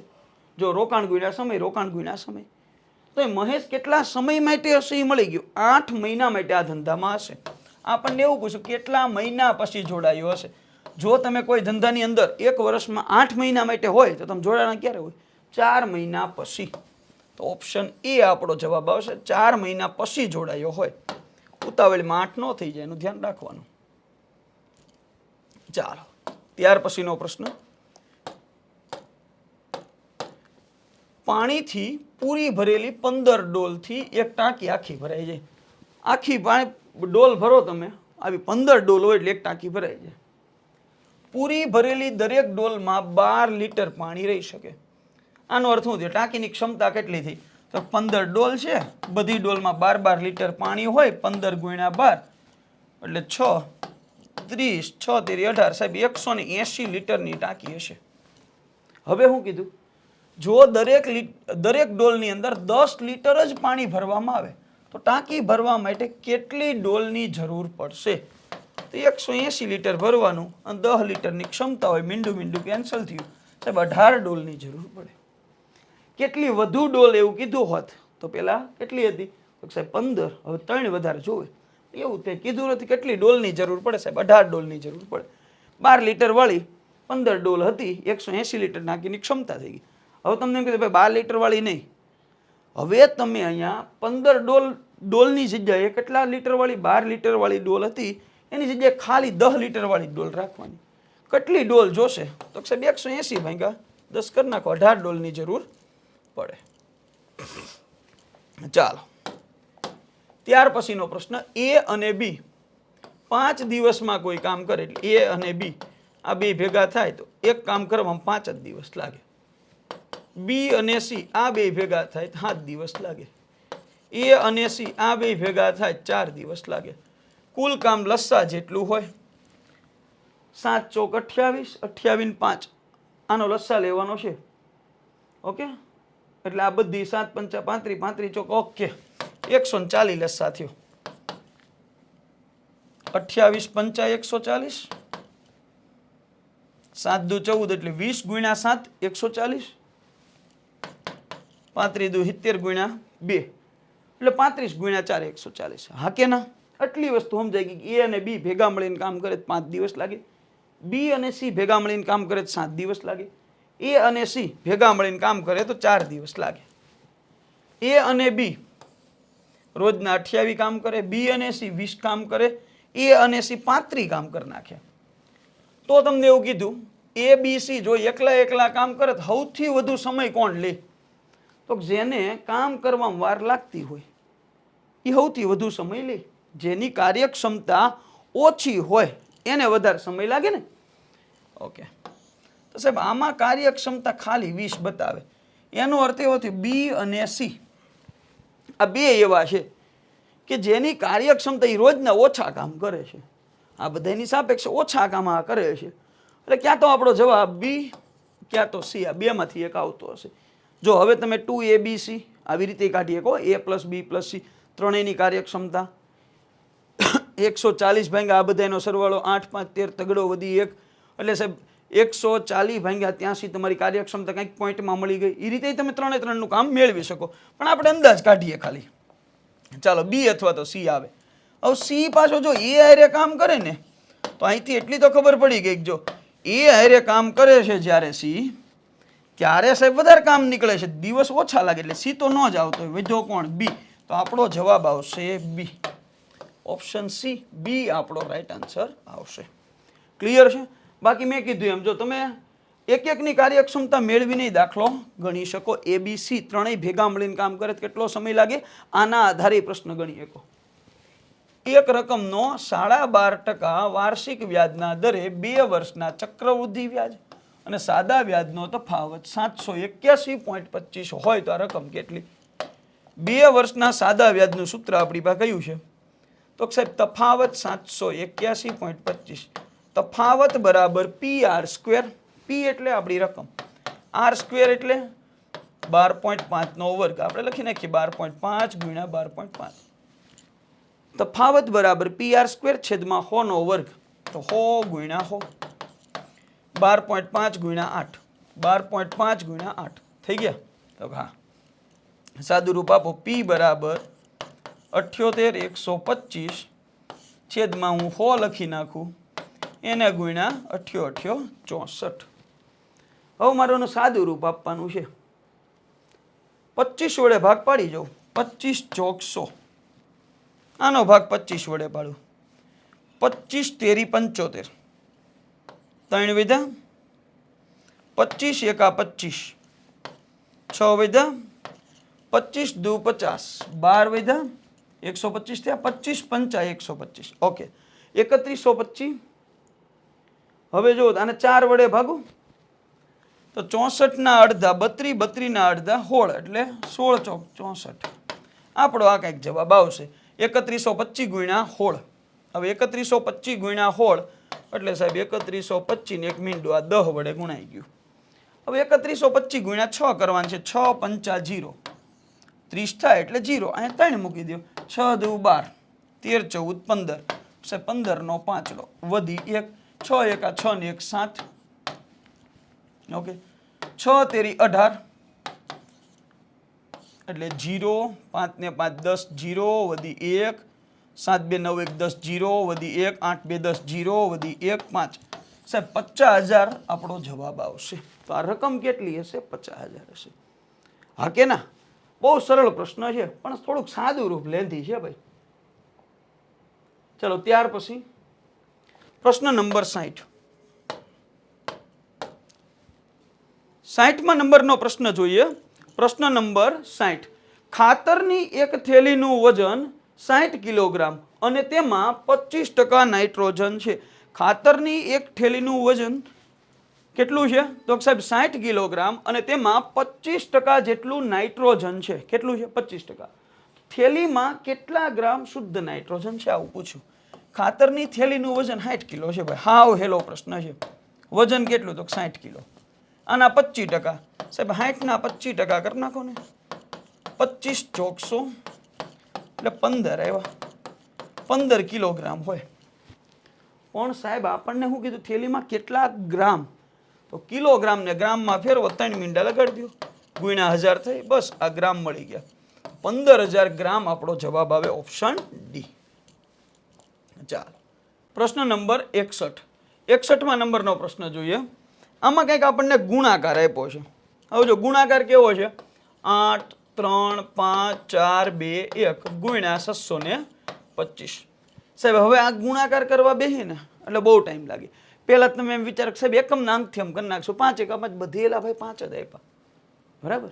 હવે આગળ બીજું વિચારો કે સાહેબ હવે તમારે આની ગણતરી કરવી કેમ સરળ બનાવે. એક તો ડિજિટલ સમનો ઉપયોગ કરી શકો તમે.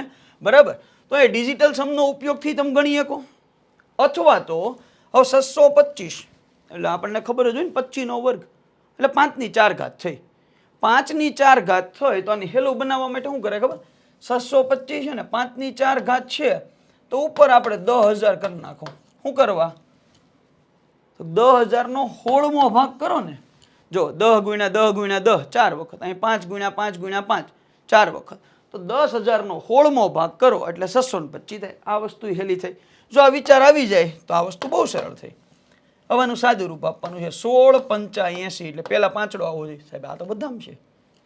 હવે કેટલા વધ્યા? 3 વધ્યા. 16 દુ 32. ઓકે હજી 3 વધ્યા. 16 દુ 32 522 આવવા જોઈએ. બધામ છે હજી.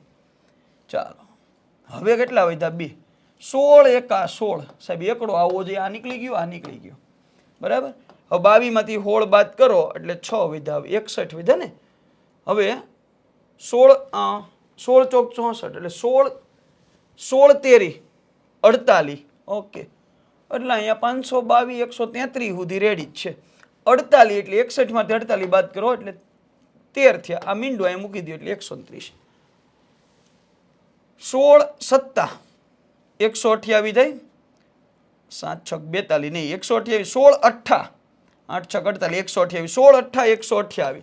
ઓકે, એટલે આ આપણો જવાબ આવી ગયો 522 138 125. બરાબર. આ સિવાય ડિજિટલ સમની મેથડ છે એનાથી સરળ પડશે, પણ ઘણા વિદ્યાર્થી ડિજિટલ સમ શીખા ન હોય તો એના માટે આપણે અત્યારે કોઈ વધારે પ્રોસેસ કરતા નથી. ચાલો, ત્યાર પછીનો પ્રશ્ન 62મા નંબરનો પ્રશ્ન. એ અને બી આની સરેરાશ માસિક આવક. જો આવા દાખલા બહુ પૂછાતા હોય. હવે બેની આવક સરેરાશ કેટલી છે? 6500. બેન સરવાળો કેટલો થાય? બમણો કરી નાખો. 6500 ના બમણા છે 13000 રૂપિયા થયા બેની આવકનો સરવાળો. બી અને સી આની સરેરાશ કેટલી છે? 7250. સરવાળો કેટલો થાય? 7 દુ 14, 250 ના ડબલ 500 એટલે 14500. એ અને સી ની સરેરાશ માસિક આવક કેટલી છે? 8750. એટલે 8 દુ 16, 7 ને 750 750 1500 બીજા એટલે 8 દુ 16 17 17500. બરાબર. આના બમણા કરો એટલે એની સી ની આવક મળે. એની આવક કેટલી? પેલા ત્રણની આવકનો સરવાળો કેટલો? તો જો એ બી, બી સી, એ સી આ બધા બબ્બે વખત. તો હું આમ લખી શકું 2a + b + c. આ ત્રણેયની આવક પણ કેટલી વખત ગણી? બબ્બે વખત. કેમ? તો એ 2 વખત, બી 2 વખત, સી 2 વખત. બધાનો સરવાળો 0 0 0 1. 7 ને 3 10 ને 15 નો 5 વધી 1 એટલે 45000 થઈ. એના અડધા કરી નાખો એટલે 22500 થયા. એ બી અને સી આ ત્રણેયની કુલ આવક થઈ 22500 રૂપિયા. ઓકે, ચાલો તો આપણે કોની આવક? એની આવક મેળવવાની છે. તો 22500 આમાંથી બી ની સી ની આવક બાદ કરી નાખો એટલે એની આવક મળી જાય.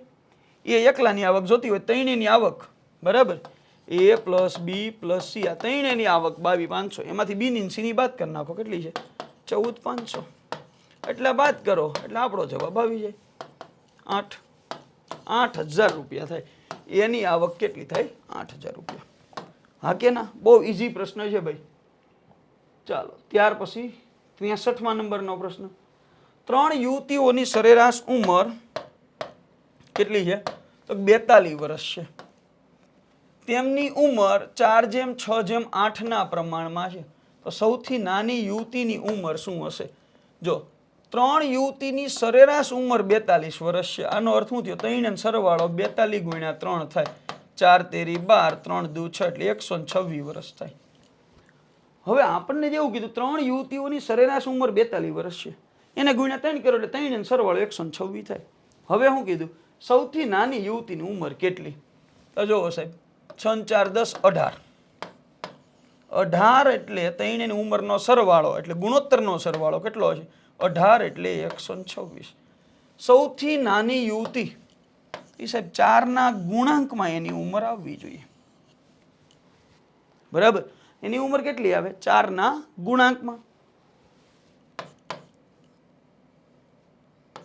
18 + 7 = 7 × 8 = 56. 18 + 126 તો 7 ચોક 28. સૌથી નાની વ્યક્તિની ઉંમર હશે એ કેટલી હશે? 28 વર્ષ હશે. જોઈ લેવાનો. ચાલો પછી અહીંયા તમે જુઓ તો સૌથી નાની વ્યક્તિની ઉંમર 4 ના પ્રમાણમાં હશે એટલે કે સાહેબ સૌથી નાની વ્યક્તિની ઉંમર 28 વર્ષ હશે. થઈ કે ને? ઓકે. અથવા તો તમે એમ વિચારી શકો, જો સરેરાશ કેટલી? જો આ ત્રણેયની સરેરાશ ઉંમર 42 આપી, એ 6 ના પ્રમાણમાં જોઈએ. કેમ કે 4, 6 ને 8 સરેરાશ થઈ 6 એટલે અહીંયા આવ્યું 42. 6 + 42 તો 7 ચોક 28. નાની વ્યક્તિની ઉંમર 28 વર્ષ હોય. ચાલો, ત્યાર પછીનો પ્રશ્ન. ડી અને સી એક વ્યવસાયમાં 3:2 ના ગુણોત્તરમાં રોકાણ કરે છે. રોકાણ કેટલું કરે? 3:2 ના પ્રમાણ. જો કુલ નફાના 5% દાનમાં જાય, દાખલા તરીકે 100 રૂપિયાનું રોકાણ કરતા હોય તો આમાં લે 5% દાનમાં, વધ્યા 95%, એટલે કે 95 રૂપિયા. એમાં સાહેબ ડી અને સી આ બેનો ગુણોત્તર 3/2 છે. એટલે 95 રૂપિયામાંથી ડી ને કેટલા રૂપિયા? 3 રૂપિયા મળે અને 2 રૂપિયા મળે. આને 3 રૂપિયા મળે ત્યારે આને 2 રૂપિયા મળે. 95 માંથી કેટલા મળે? બેન સરવાળો કેટલો થયો? 3 ને 2 5. અહીંથી એટલી ખબર પડી 19 5 95 થાય તો 19 તેરી 57. 100 રૂપિયામાં તેને 57 રૂપિયા મળે. 5% દાનમાં, 95 વધ્યા. બેયનો ગુણોત્તર કેટલો થયો? ગુણોત્તરનો સરવાળો તો 5 5 એટલે 95 એટલે 19 5 95. 19 નો ગુણાંક મળ્યો. 19 તેરી 57, 19 દુ 38. હાલો, ડી ને 57 રૂપિયા મળે ત્યારે સી ને 38 રૂપિયા મળે. ડી નો હિસ્સો 57 હોય, 57 એટલે 969 રૂપિયા હોય તો કુલ નફો કેટલો? કુલ નફો તો 100% થાય હો ભાઈ, કેમ કે દાન કર્યું નફામાંથી જ કર્યું. તમારે આમ મેળવવાનું છે ભાઈ. કુલ નફો 100% હોય. 57 એકા 57, 57 ગુણ્યા 2 વધી જાય. 57 એકા 57, 77 49. 57 ગુણ્યા 17 કરો એટલે આપણને 969 રૂપિયા મળે. હા કે ના? કુલ નફો 100% હોય કેટલા? 100 ગુણ્યા 17, 1700 રૂપિયા હોય ભાઈ. એકદમ ઈઝી પ્રશ્ન છે. કુલ નફો કેટલો થાય? 1700 રૂપિયા. ચાલો, હવે જો આવા પ્રશ્ન તમે ઘણા સોલ્વ કરી નાખ્યા હશે. બહુ ઈઝી પ્રશ્ન છે ભાઈ. ઉંમરનો દાખલો છે. એક કાકાએ તેના ભત્રીજાને કહ્યું, તારા જન્મ સમયે હું તારી વર્તમાન ઉંમર જેટલો હતો. એટલે ભાઈ તારો જન્મ થયો ને ત્યારે તું અત્યારે જેટલા વર્ષનો છો ને એટલો હતો. જો કાકાની ઉંમર અત્યારે 40 વર્ષની હોય, સમજો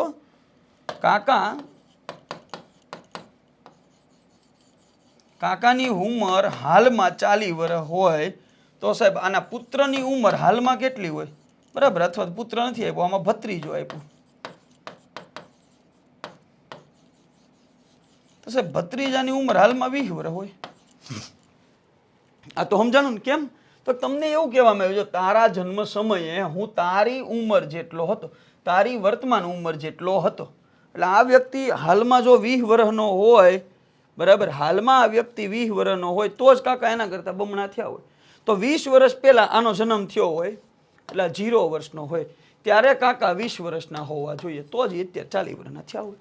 અને આ વ્યક્તિ અત્યારે 20 વર્ષનો હોય. હા કે ના? ઓકે. તો તમને શું કીધું? 5 વર્ષ પહેલા ભત્રીજાની ઉંમર કેટલી? હાલમાં ભત્રીજો સાહેબ 20 વર્ષનો હોય, 5 વર્ષ પહેલા 5 બાદ કરી નાખો સાહેબ, 15 વર્ષનો હોત. હવે તમને એમ થાય કે સાહેબ નહીં, અમારા ઓપ્શન ઉપરથી ગણવું, અમને આમાં કન્ફ્યુઝન થાય. તમે ગણી લો ઓપ્શન ઉપરથી. જો ભત્રીજો 5 વર્ષ પહેલા 15 વર્ષનો હોય તો ભત્રીજો હાલમાં 20 વર્ષનો હોય.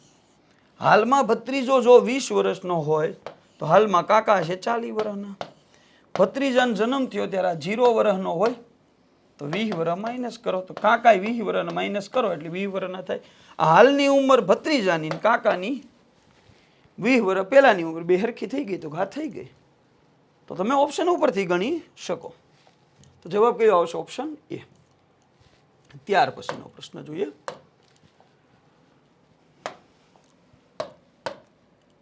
ચાલો, પ્રશ્ન કંઈક આવો આપ્યો. રમેશે 90,000 રૂપિયામાં એક સ્કૂટર ખરીદ્યું. સાહેબ મૂળ કિંમત સ્કૂટરની આપણે ગણતા જઈએ. કેટલી છે? 90,000 રૂપિયા. તેને રિપેર કરાવવા 5,000 રૂપિયા બીજા આપ્યા. આ ખર્ચો ખરાજાત, બરાબર. પડતર કિંમત પછી ગણીએ. 5,000 બીજા આપ્યા. ટ્રાન્સપોર્ટના 2,000 બીજા આપ્યા. ઓકે. હવે તેણે એટલે ખર્ચો થયો ભાઈ 97,000 રૂપિયાનું એને સ્કૂટર છે એ પડ્યું. આ પડતર કિંમત 97,000 રૂપિયા થઈ. આ સ્કૂટર તેણે મૂળ ખરીદ કિંમતના 20% નફા સાથે વેચ્યું. ઓકે, જો આ પોઈન્ટ પકડવા જેવો છે. મૂળ ખરીદ કિંમત એટલે આ જ થયું ભાઈ. એમાં ખર્ચા ગણવાનું નથી, આ ગણાય નહીં. મૂળ ખરીદ કિંમતના 20% નફા સાથે. તો મૂળ ખરીદ કિંમત 90,000, એના 20% નફો એટલે હોય 120 વેચાણ કિંમત થઈ. 2 મીંડા અહીંથી ઉડાડો, 12 9 સાહેબ 108 ને 3 મીંડા મૂકી દો તો 1,08,000 રૂપિયા આપણો જવાબ આવે. કયા ભાવમાં વેચવું હોય તો 1,08,000. 97 ના 20% નહીં કરતા. કેમ? તો અહીંયા એવું કીધું મૂળ ખરીદ કિંમતના 20%, એટલે આપણો જવાબ આવશે ઓપ્શન સી. ચાલો ત્યાર પછી પ્રશ્ન નંબર 72.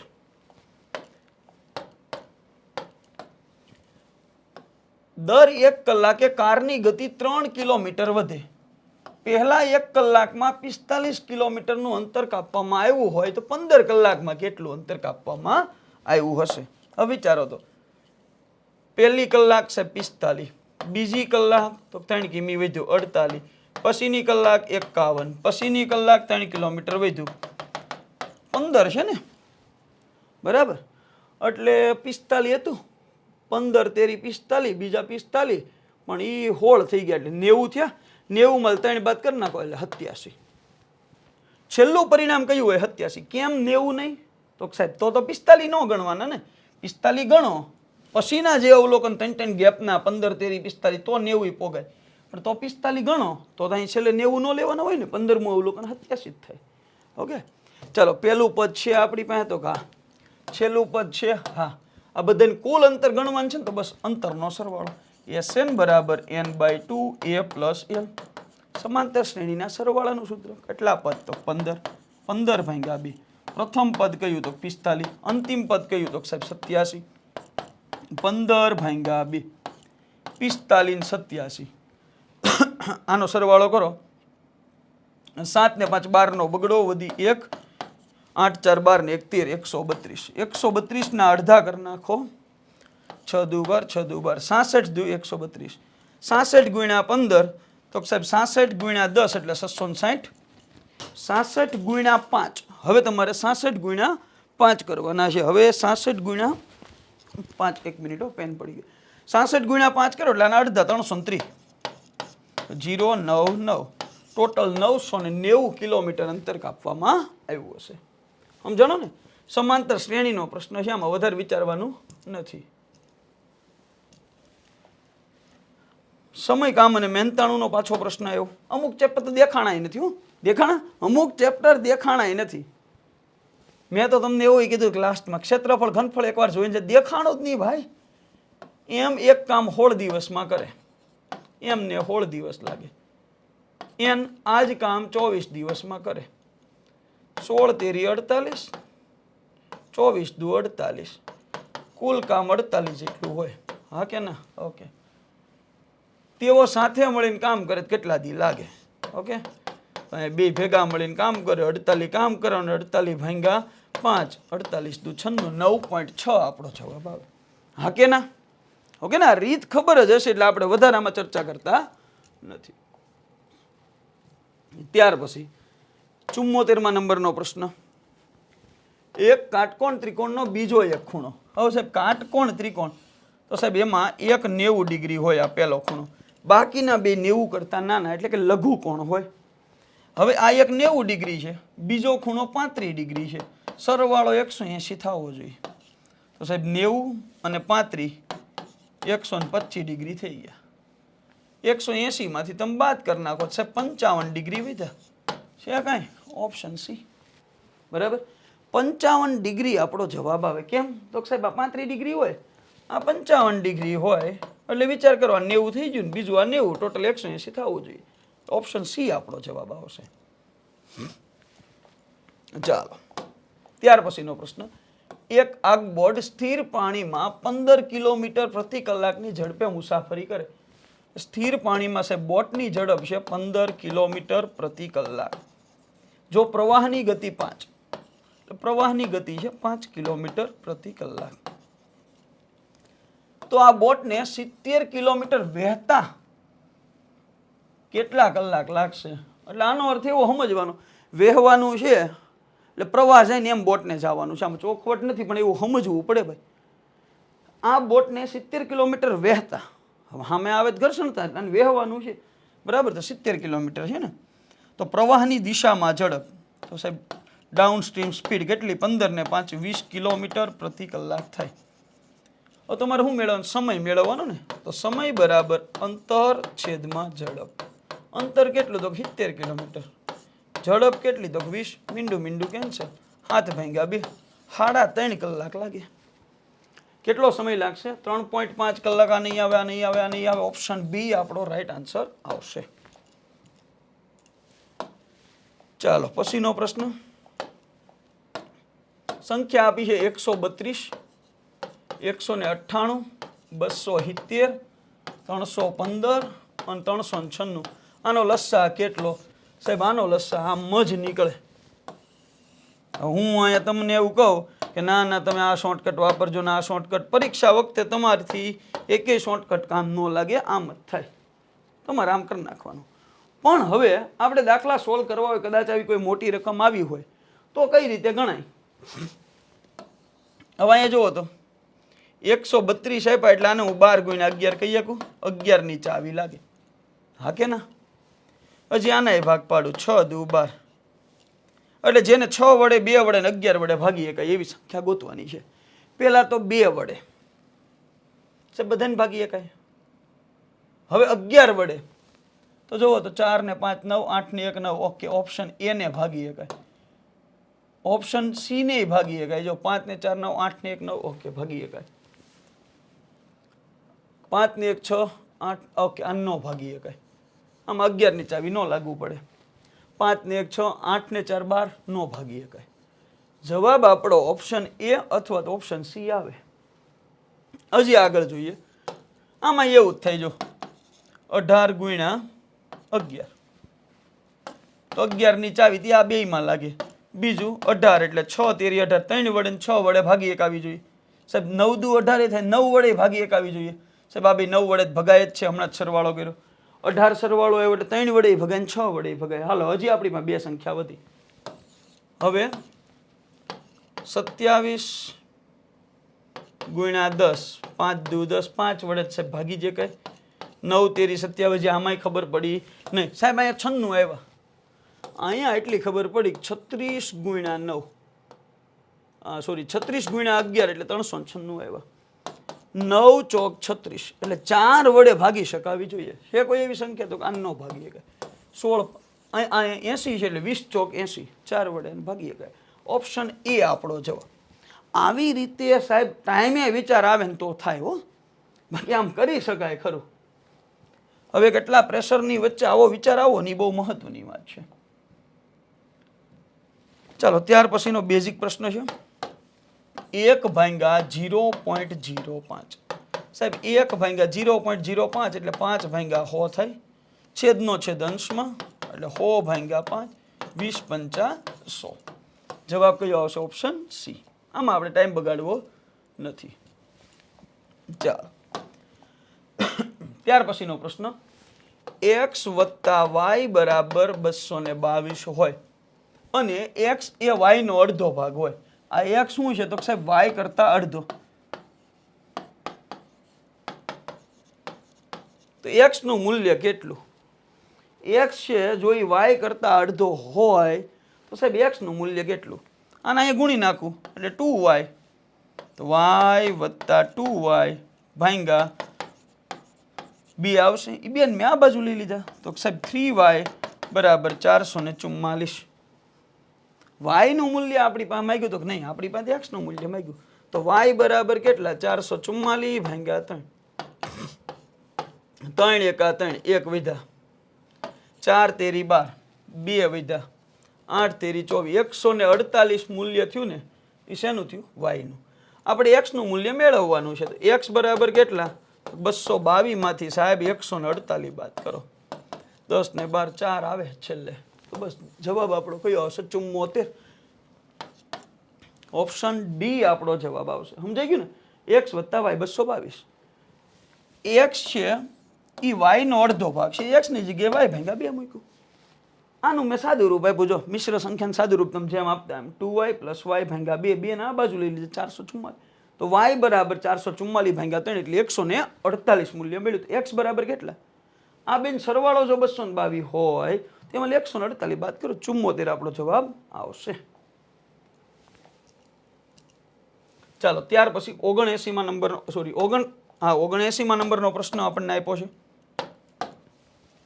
67.5 મીટર લાંબા સળિયામાંથી 75 સેન્ટીમીટર લંબાઈના કેટલા ટુકડા કાપી શકાય? તો 67.5 મીટર છે. મીટરને સેન્ટીમીટરમાં ગુણ્યા હો એટલે 6750 સેન્ટીમીટર થયા. એને ભાંગ્યા 75, 25 તેરી 75, 25 દુ 50. હવે અહીંયા કેટલા વધ્યા? 17 હજી વધ્યા. 25 સત્તા, ઓકે, 175. આ મીંડું વધ્યું. 270 ભાંગ્યા 3, 9 તેરી 27. જવાબ આવશે 90. કેટલા ટુકડા કાપી શકાય? 90. સમજાણું ને? અહીં તમને 67.5 મીટર બસ એને સેન્ટીમીટરમાં ફેરવવાનું છે, બીજું કાંઈ છે નહીં. ચાલો ત્યાર પછી કંઈક અહીંયા વર્ગમૂળને આધારિત કંઈક પ્રશ્ન આપ્યો છે. 1849 વત્તા 4489 માઇનસ 7396.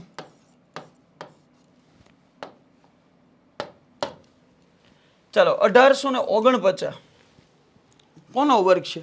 1849 નું વર્ગમૂળ તમારે કાઢવાનું છે ભાઈ. આ કોનો વર્ગ છે એ વિચારી લ્યો. તો સાહેબ 50 નો વર્ગ 2500 થાય. 2500 કરતા નાની સંખ્યા કેટલી? તો 49 હાથ જેટલી. તો 43 આપણો જવાબ. આનું વર્ગમૂળ કેટલું થાય? 43. 50 નો વર્ગ 2500. 2500 કરતા નાની સંખ્યા કેટલી? તો 49 જેટલી. કોના વર્ગમાં 49 આવે? હાથના વર્ગમાં. હાથ બાદ કરો એટલે 43. આ સંખ્યા છે 2500 કરતા વધારે છે. કેટલી વધારે? તો 2500 નું વર્ગમૂળ 50. 50 કરતા કેટલો વધારે જવાબ આવશે? તો સાહેબ ભાઈ 89 બતાય. કોના વર્ગમાં 89 આવે? બોલો તો સાહેબ 17 ના વર્ગમાં આવે ને.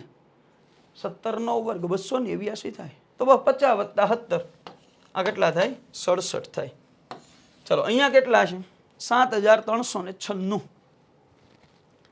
તો વિચારો 10,000 ની નજીક થઈ, 10,000 ની નજીક થઈ કે 50 ની નજીક થઈ?